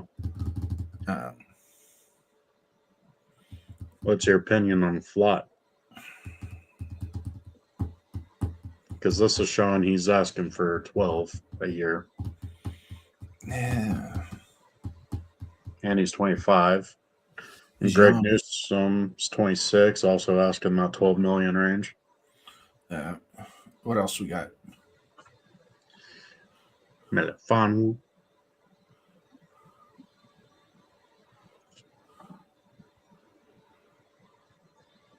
No people are high on Josh Jobe. Yeah, I know. Rasul Douglas, that would be classic, wouldn't it?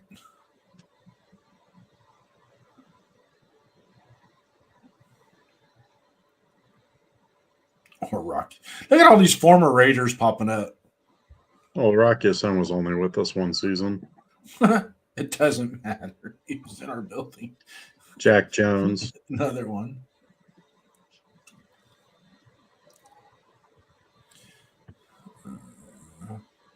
And these are all exclusive. Rochelle. Ooh. Trayvon Diggs, nope. Darius Slay, nope. For the league minimum.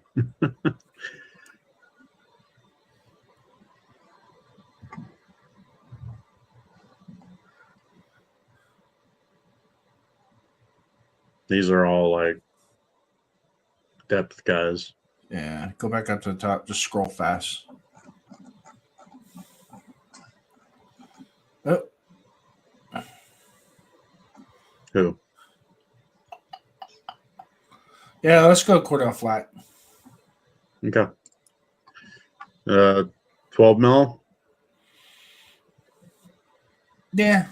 We won't be able to front load it because that'll put us at 15 in year one, which would push us down to 9 mil in the cap space. We'll probably have to go backside. Well, we can do flat. That'll put us at 12. Yeah. We're still going to cut a couple people too. How many years you want? 5 because he's 25 or 3? 3 is fine. Okay. Confirm. Oh, we got to cut someone. Yeah. I don't know how we cut. Probably have to go back to the cap management.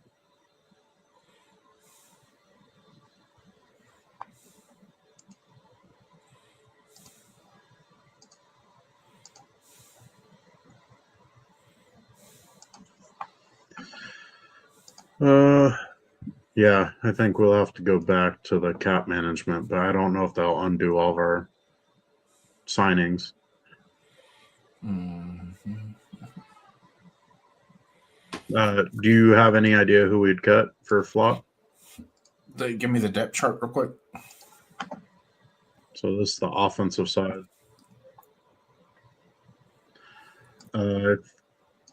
Yeah. Just tell me if you want to look at the defense.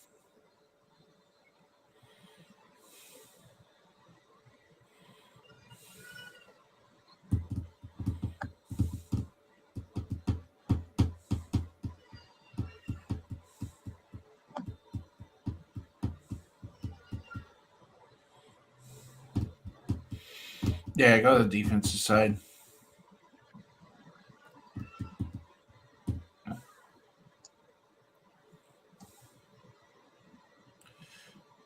I'd cut Roderick Martin. Roderick Martin. Okay. So we'll go to cap management, see if I can search, I believe. Or D-line. Roderick Martin. Goodbye. All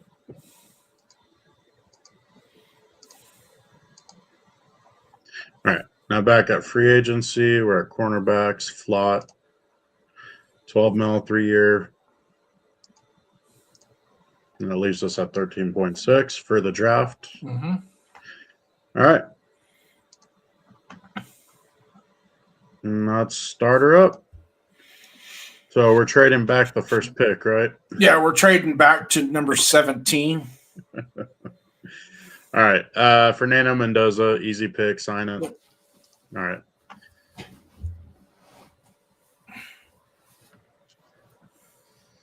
Four Ohio State guys in the top 10. Kind of crazy.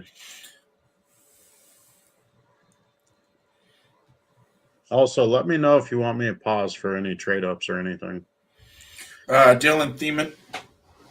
You getting Thiemann? Shit.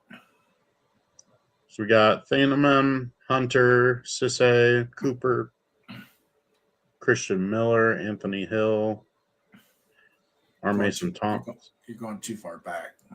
Yeah, I was showing you. It's those top two right there is. Well, we don't have a true free safety on the roster right now. No, we don't. And Thiemann fills that role. And he's fast. And he's a football junkie too. Yeah. Let's take him. Thiemann? Mm-hmm. Okay. Are we going to want to pause for a trade up? Yeah. Okay. Where are we going to want to trade to? We want to go. Let's see if we can get up to 48. 48. So that's Atlanta. So we want to trade with Atlanta 48. And you have any idea what we want to trade away? Let's give him. Let's go third and a fifth. So that is not enough. All right. A third and a fourth. We have an extra fourth. That one right there. Yeah, 117. Okay. So it's still saying we're 20 points short. So it'd probably have to be 2/4. That's what I was saying earlier. Is like, yeah. So this is saying fair offer, so they'd probably accept this. I think we can. I think the one player we can get at that position will offset losing 2 fourth-round picks. I'll be quite honest with you, because it's about quality, not quantity, right? Yeah. All so right. At this position, I have a feeling I know who you want, and that's Rodriguez. Are you sure? It's just a feeling. But what about there's D'Angelo Pons. What about Golday? I like Golday. I do too. You want Golday? Outside linebacker? I want Rodriguez. Okay. So, again, yeah, I had a feeling. Yep. So, Rodriguez we're taking.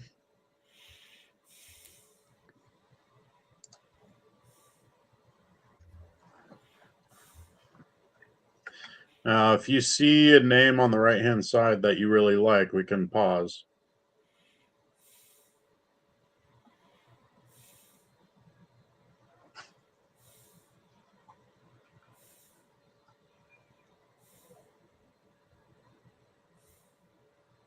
And there goes nose tackle. Logan Jones.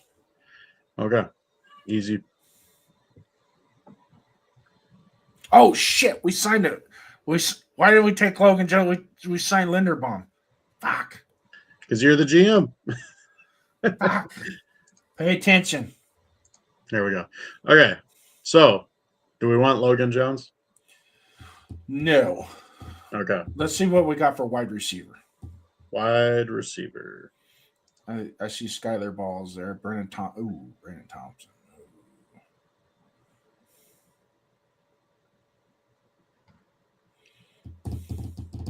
Let's go Brandon Thompson. Okay.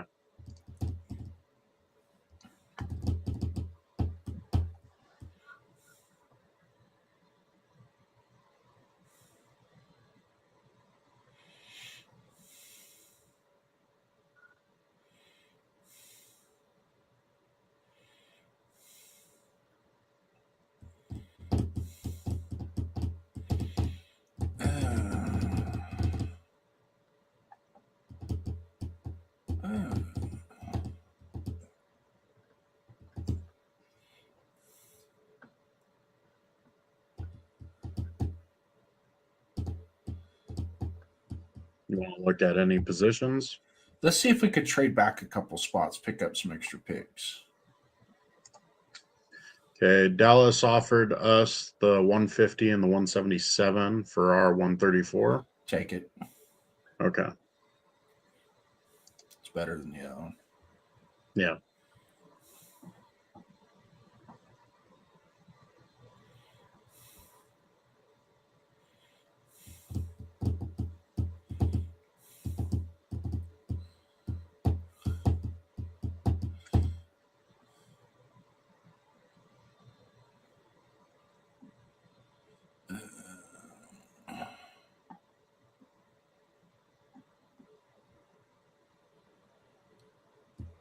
There's Bryce Bocher way down there.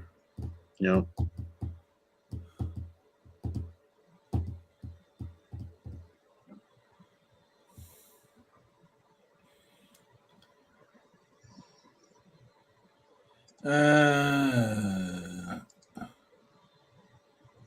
I like Emil Wagner.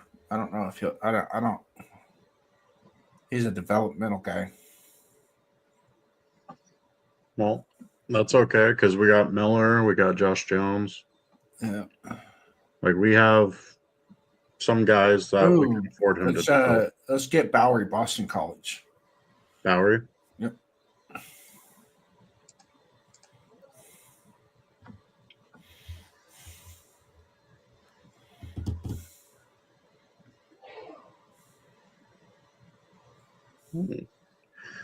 There's a receiver.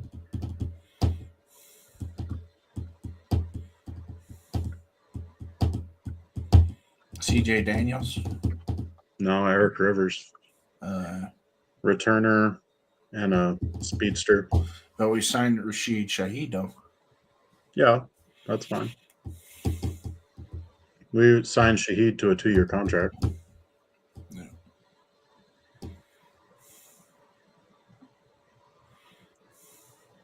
And Fisher. Yeah, let's get him.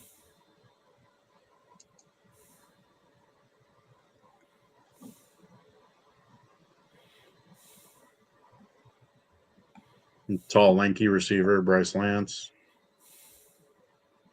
Kamara, edge rusher, who blade of grass hurts him every other play.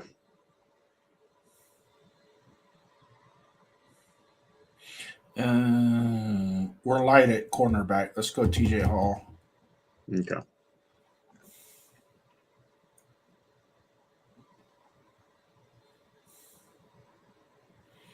What picks we got left? 177, 181, 184, and 220. All right. Let's go.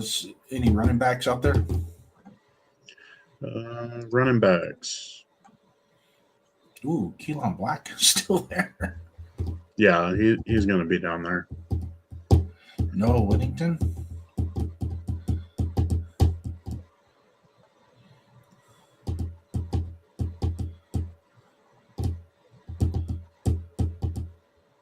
That's crazy. All right. I got to take Keelan Black. 3 Indiana players. I didn't want to do that, but because it sounds like you're being a homer. Yeah. What quarterbacks are on the board? Another running back, Taylor Green.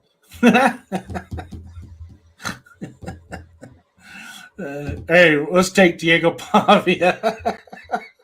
Yeah. I'm kidding. No. Okay. I don't want him anywhere near our team. Ever since the season ended, he's looked worse and worse. Oh, and his mouth just keeps running and running. There we go. The next Taysom Hill, Haynes King. Yeah. See, I don't want to draft a quarterback to try and convert him either. I think that. Yeah, but it's the 5th, 6th round or 6th round. So, That's what we did last year. We lost both of those guys. well, that was because coaching stuff was terrible. Yeah.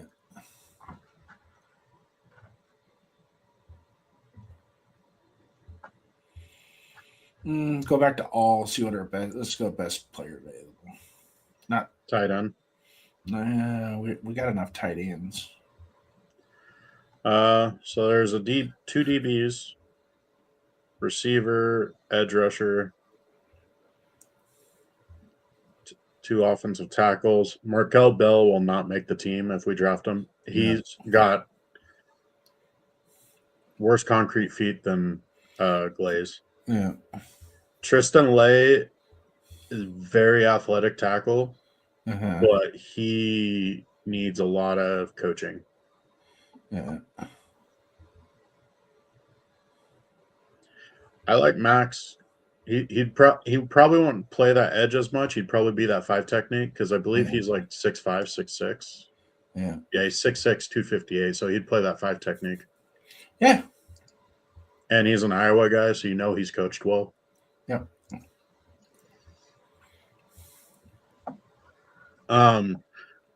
Can I make one recommendation? Yeah. If he's still here, he should be. Noah Kowski from Indiana. Because he'll be that guy that can play tight end. He can play wide out. Fullback. That's Marcel Reese right there. Yeah. That's Noah Marcel Kowski's Reese. Probably one of my favorite guys on this draft. Yeah. I'm surprised he's still there. Well, he'd probably be there at the 220 for us in this. But in real life, I think he's going to go 5th, 6th round. Yeah. All right. Hit search players. Search players. Jacob De Jesus.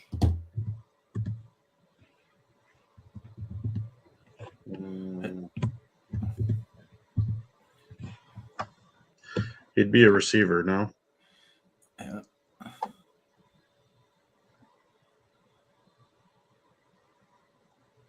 And he's Cal.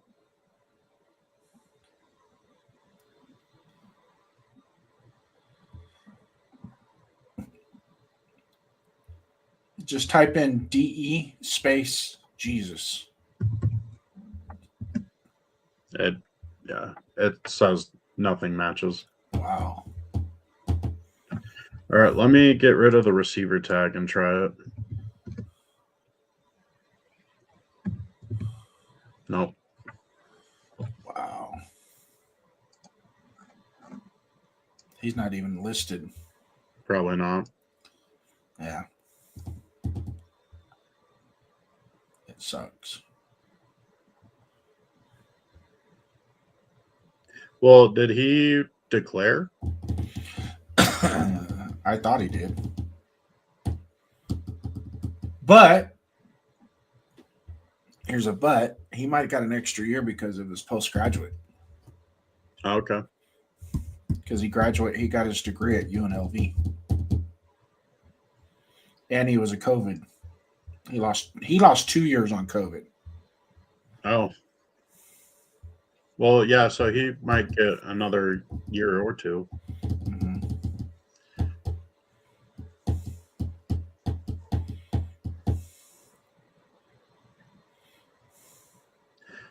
Want to go for a small school guy?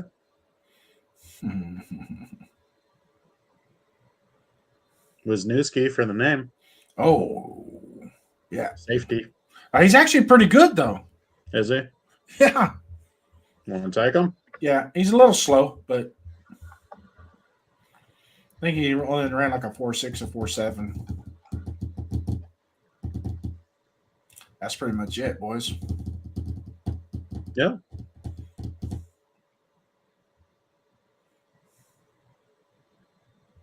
Did you have fun doing this? Yeah. Yeah. It's a long, drawn out process. Yeah. I mean, yeah. Eh, Probably not the best thing for a YouTube video, but No. kind of, I like it just because it kind of makes you think about the cap space while you're making moves. Because some people are just like, oh, we need to sign that guy, sign this guy, sign that guy. Like, okay, but we don't have the money to do all that. We only have one pick in the first round. Yeah. That's why we trade the first pick. But yeah. All right. Well, we'll get rid of this. And we're back on screen. Yep. Well, Jason, think we should start wrapping it up? Yeah. Well, I got 2 people watching us. Salute to the 2 people that are watching us. We appreciate it. Probably put him to sleep. Yeah, that's one of the things that with the doing the mock drafts live is you want to do a fast one, and you want to integrate the chat as soon as possible. Let the chat make picks type thing. Yeah. So that GM one is really cool because it kind of gives you an overall perspective of what's going on with the total off season. But most people like Jeff likes those quick. But last year he did one. He ended up with 30 something picks because he kept trading back. And they're all And fifth, it's like- sixth, and seventh rounders. Yeah, it's like he had 31 picks in the 5th round. That's cool. Yeah. It's like Too bad the majority of those guys can't even make the roster. quantity does not equal quality. Well, if you throw 36 dice, you're going to get 6s out of some of them. Yeah. Yeah. But, speaking on our team, I think we are definitely headed in the right direction. Yeah. Definitely set the foundation with our front office and our GM. Like, Spytek's had a game plan, and it seems like he's sticking to it, and he's okay with taking the long, drawn-out process as long as it's done right. But hopefully for his sake, he doesn't take too long because we know Raider Nation's impatient with all the losing seasons we have. We're really quick to turn on people. We're turning on each other now. Yeah. That's the it's sad just- part. We're turning. It's getting bad. Starting to turn on each other. Yeah. And it's really crazy because, like, this whole Max Crosby thing is you got fans fighting each other on whether we should trade Max or not. It's like, but And fighting over the ridiculous. Fernando Mendoza thing too. It's like, Mendoza's whatever. Like, he's not a Raider yet, even though he will be. But Max is a Raider. Yeah. Why are you going to fight for or against him, like, being a Raider? he will always be a Raider. Yeah. He's earned it. He's vested in he's vested in the nation. So that's never going to change. It's Derek just one Carr of is a those things. Raider. It's just one of those things. Like, I'm sick of hearing it, so like I just stopped paying attention to it. Yeah. Where you got fans straight up saying, "Oh, just trade Max because I'm tired of hearing rumors." Like, why are you going to trade a player just because rumors? That's just terrible. Like, I There's get got to it. be a purpose. Anytime you make a decision like that, there has to be a purpose and a plan. Look. Right. And it's the same thing that I say with trading back with the first pick. Okay, I'm not opposed to it if there is a plan. But if that plan is we're going to carry Geno Smith into the next year as our starting quarterback, you just saw what he got us the first pick this year. So do we want to go through another season of that? Well, if we want to get the receiver from Ohio State, maybe. Yeah. Okay. So, but we didn't take a quarterback this year. No, we take Mendoza and then we start Geno, our tank commander, so that way we can get Mendoza's future 10-year starting partner at receiver. Yeah. God, that would be awful. I don't think us Raider fans could handle that. Another year of Geno. Yeah. A lot of it has to do with the attitude. You just look at his attitude on the sideline after 3 and out when he goes to the sideline. It's pathetic. That's why I don't like Shador. Yeah. You know, I think I'm going to be honest with you. I think Shador Sanders has all the athletic ability and the arm talent to be a great quarterback in the NFL. Don't get me wrong. But I am not going to put up with his antics on the sideline and how he treats people and how he proclaims his greatness versus showing his greatness. You know, Yeah. I mean, he literally said on Kay Adams' show, he literally said, I put the NFL on notice and I'm going to be dominant in the league. How did you do that? Because we have a nice set of tape on you in the NFL, and I was not impressed at all. You talking about Pro Bowler Shador Sanders? Yeah. Yeah. The garbage. Nah. Tells you what the Pro Bowl is about. They've ruined the Pro Bowl. Making Pro Bowl doesn't mean anything anymore. But no, as far as Geno Smith is concerned, he was given the leadership role. And he didn't earn it. He lost it. Like, people stopped listening to him. Yep. And people straight up were avoiding him. And you saw it on the sidelines. He had a whole bench to himself where he's moping and complaining and crying and whining. And it's like. And then if the trainers come over because he had like an injury or a possible injury, he'd ignore them, walk away. Yeah. So he would do that with his quarterback coach. His quarterback coach would sit next to him on the bench with the iPad to go over stuff, and he would totally ignore him. Mm-hmm. You know, and I'm thinking that comes from being entitled this whole time because his dad's coached him every step of the way. You know, from little league all the way up. So but like I said, from an arm talent, don't get me wrong, he can make the throws and things like that. But there's more to it than that. And people just don't get that, you know? And it's like all these negatives about, well, with Fernando.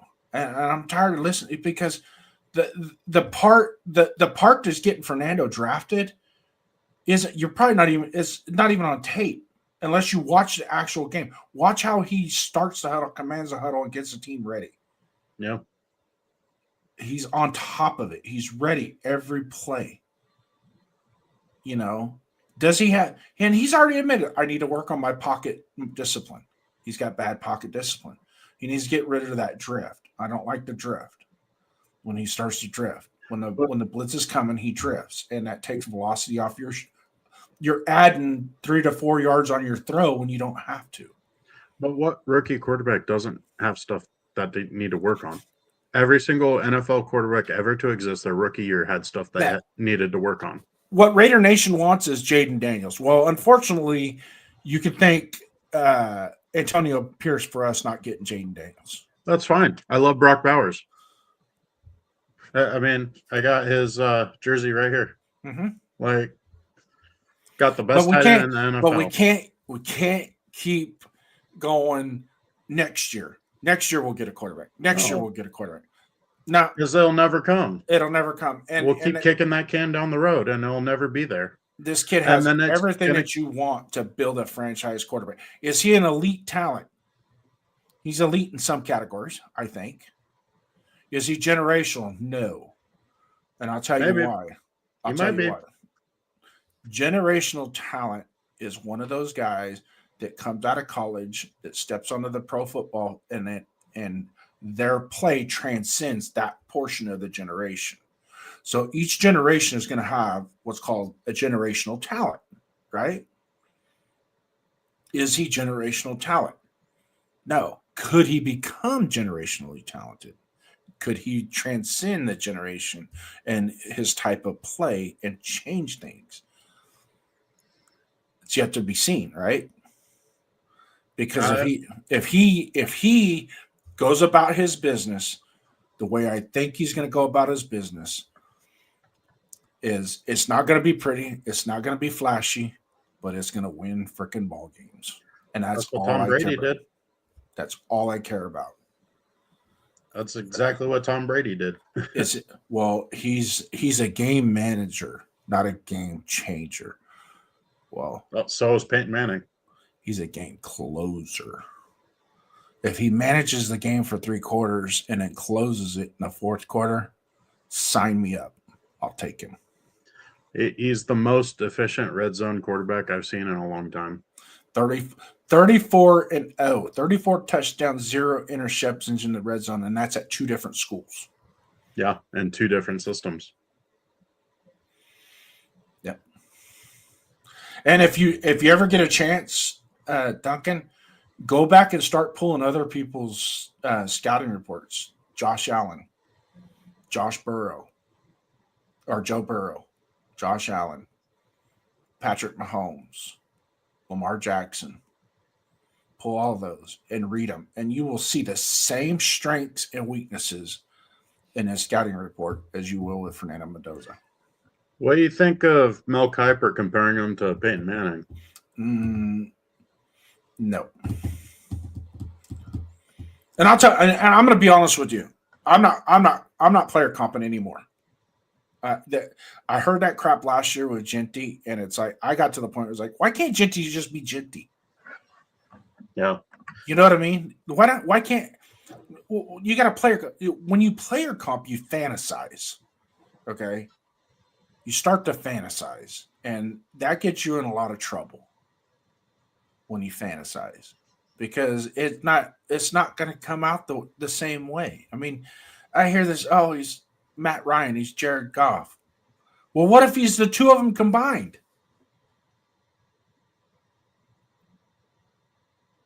Are you gonna be pissed off we drafted him number 1? I ain't. No. Even if we got one of them. Yeah. I mean, I'd be happy with a Matt Ryan right now. Don't you guys want to be relevant? Don't you guys want to be in that winning category, have more W's and L's on the board? They want to become the new Steelers. They want a stacked up team with no quarterback and always lose first round of playoffs. Yep. And that's what's going to happen. You go 8-9, 9-8 every year in, year out. You're never going to get that franchise quarterback unless you just luckily stumble on the 13th pick. You stumble on some guy at number 13. It turns out he wasn't projected to be a franchise quarterback, but he turned out to be a franchise quarterback. And that happens. But how often does that happen? Your best bet is when you're in a position to get a franchise quarterback that you believe is a franchise quarterback, you take him. Yeah. Hey, last year's draft, did the Steelers pick after the Giants quarterback was taken? I can't remember. Well, because they lost first round of playoffs, right? So they're probably picking before 20. Yeah, I don't know. I can't remember.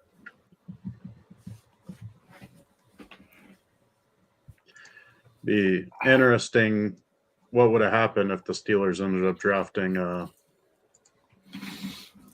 oh geez. Why can I not remember names when I need to?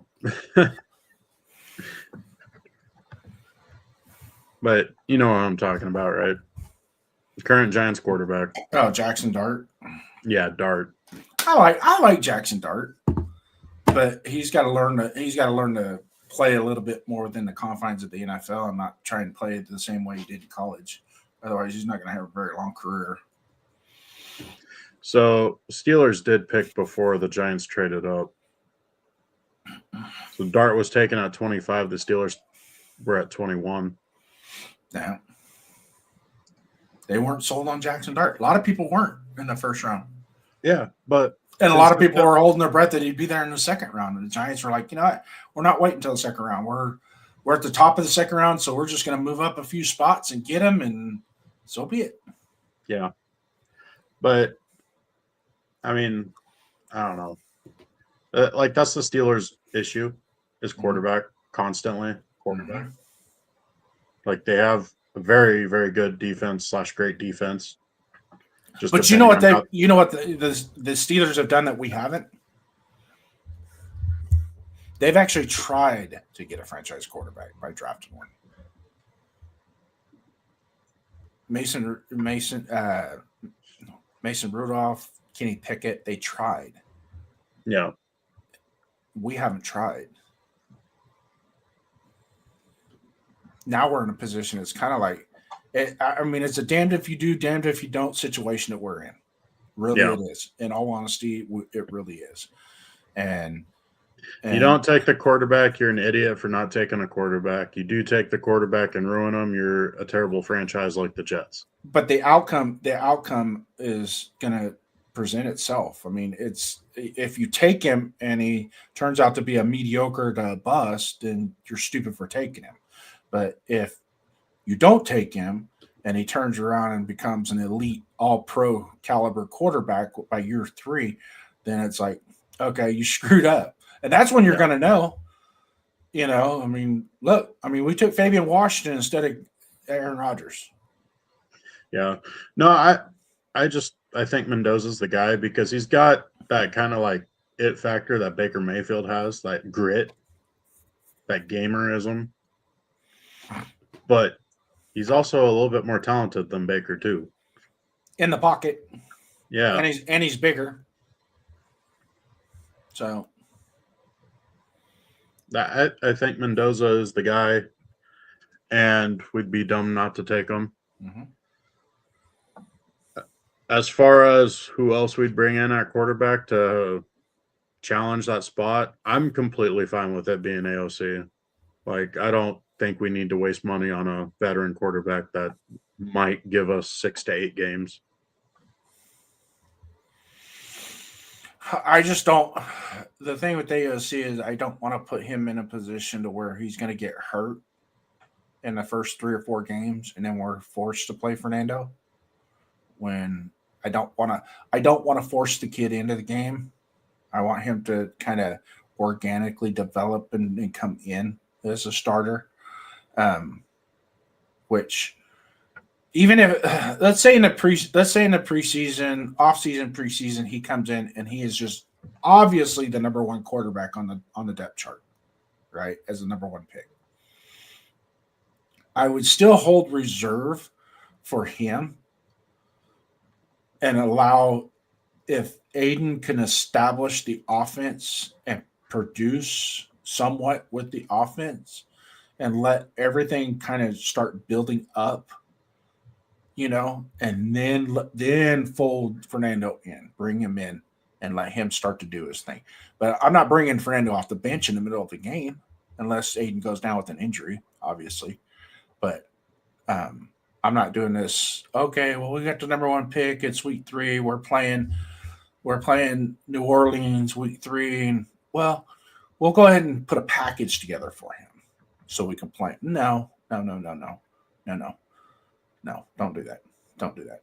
You let the kids start. Let the ball get teed up. Let the whistle get blown. The coin toss flip, and let him be a part of that. Let him, from the coin toss to the first snap on offense, let him be in control, because that's where he's going to thrive. He's not. In basketball, you have the 6. You have these guys that are the 6th man that can come off the bench and really they do better coming off the bench than they do starting. That's not him. He's not coming off the bench and being your savior. Yeah. He's got to start from the coin flip. So, but that's all for me. 2 hours and 20 minutes. And we haven't had been over an hour since anybody chatted anything. It was up to 4 people. I know there's 4 people watching. We salute you guys. Please subscribe, hit likes for us. The likes help, believe it or not. The thumbs up make a big difference on how much this channel will grow. We're looking to get more fans on here because we actually developed this show to be more about the fandom than it is the chalk talk, so to speak, in the off season. When the season starts to roll around, then we'll be more chalk talk than we will a fandom. But there's so much content creators out there that we kind of want to mix it up just a little bit and keep the fans involved and talk about fandom so much and just kind of keep the brotherhood going. Yep. That's the most important thing. So, anything else from you, Duncan?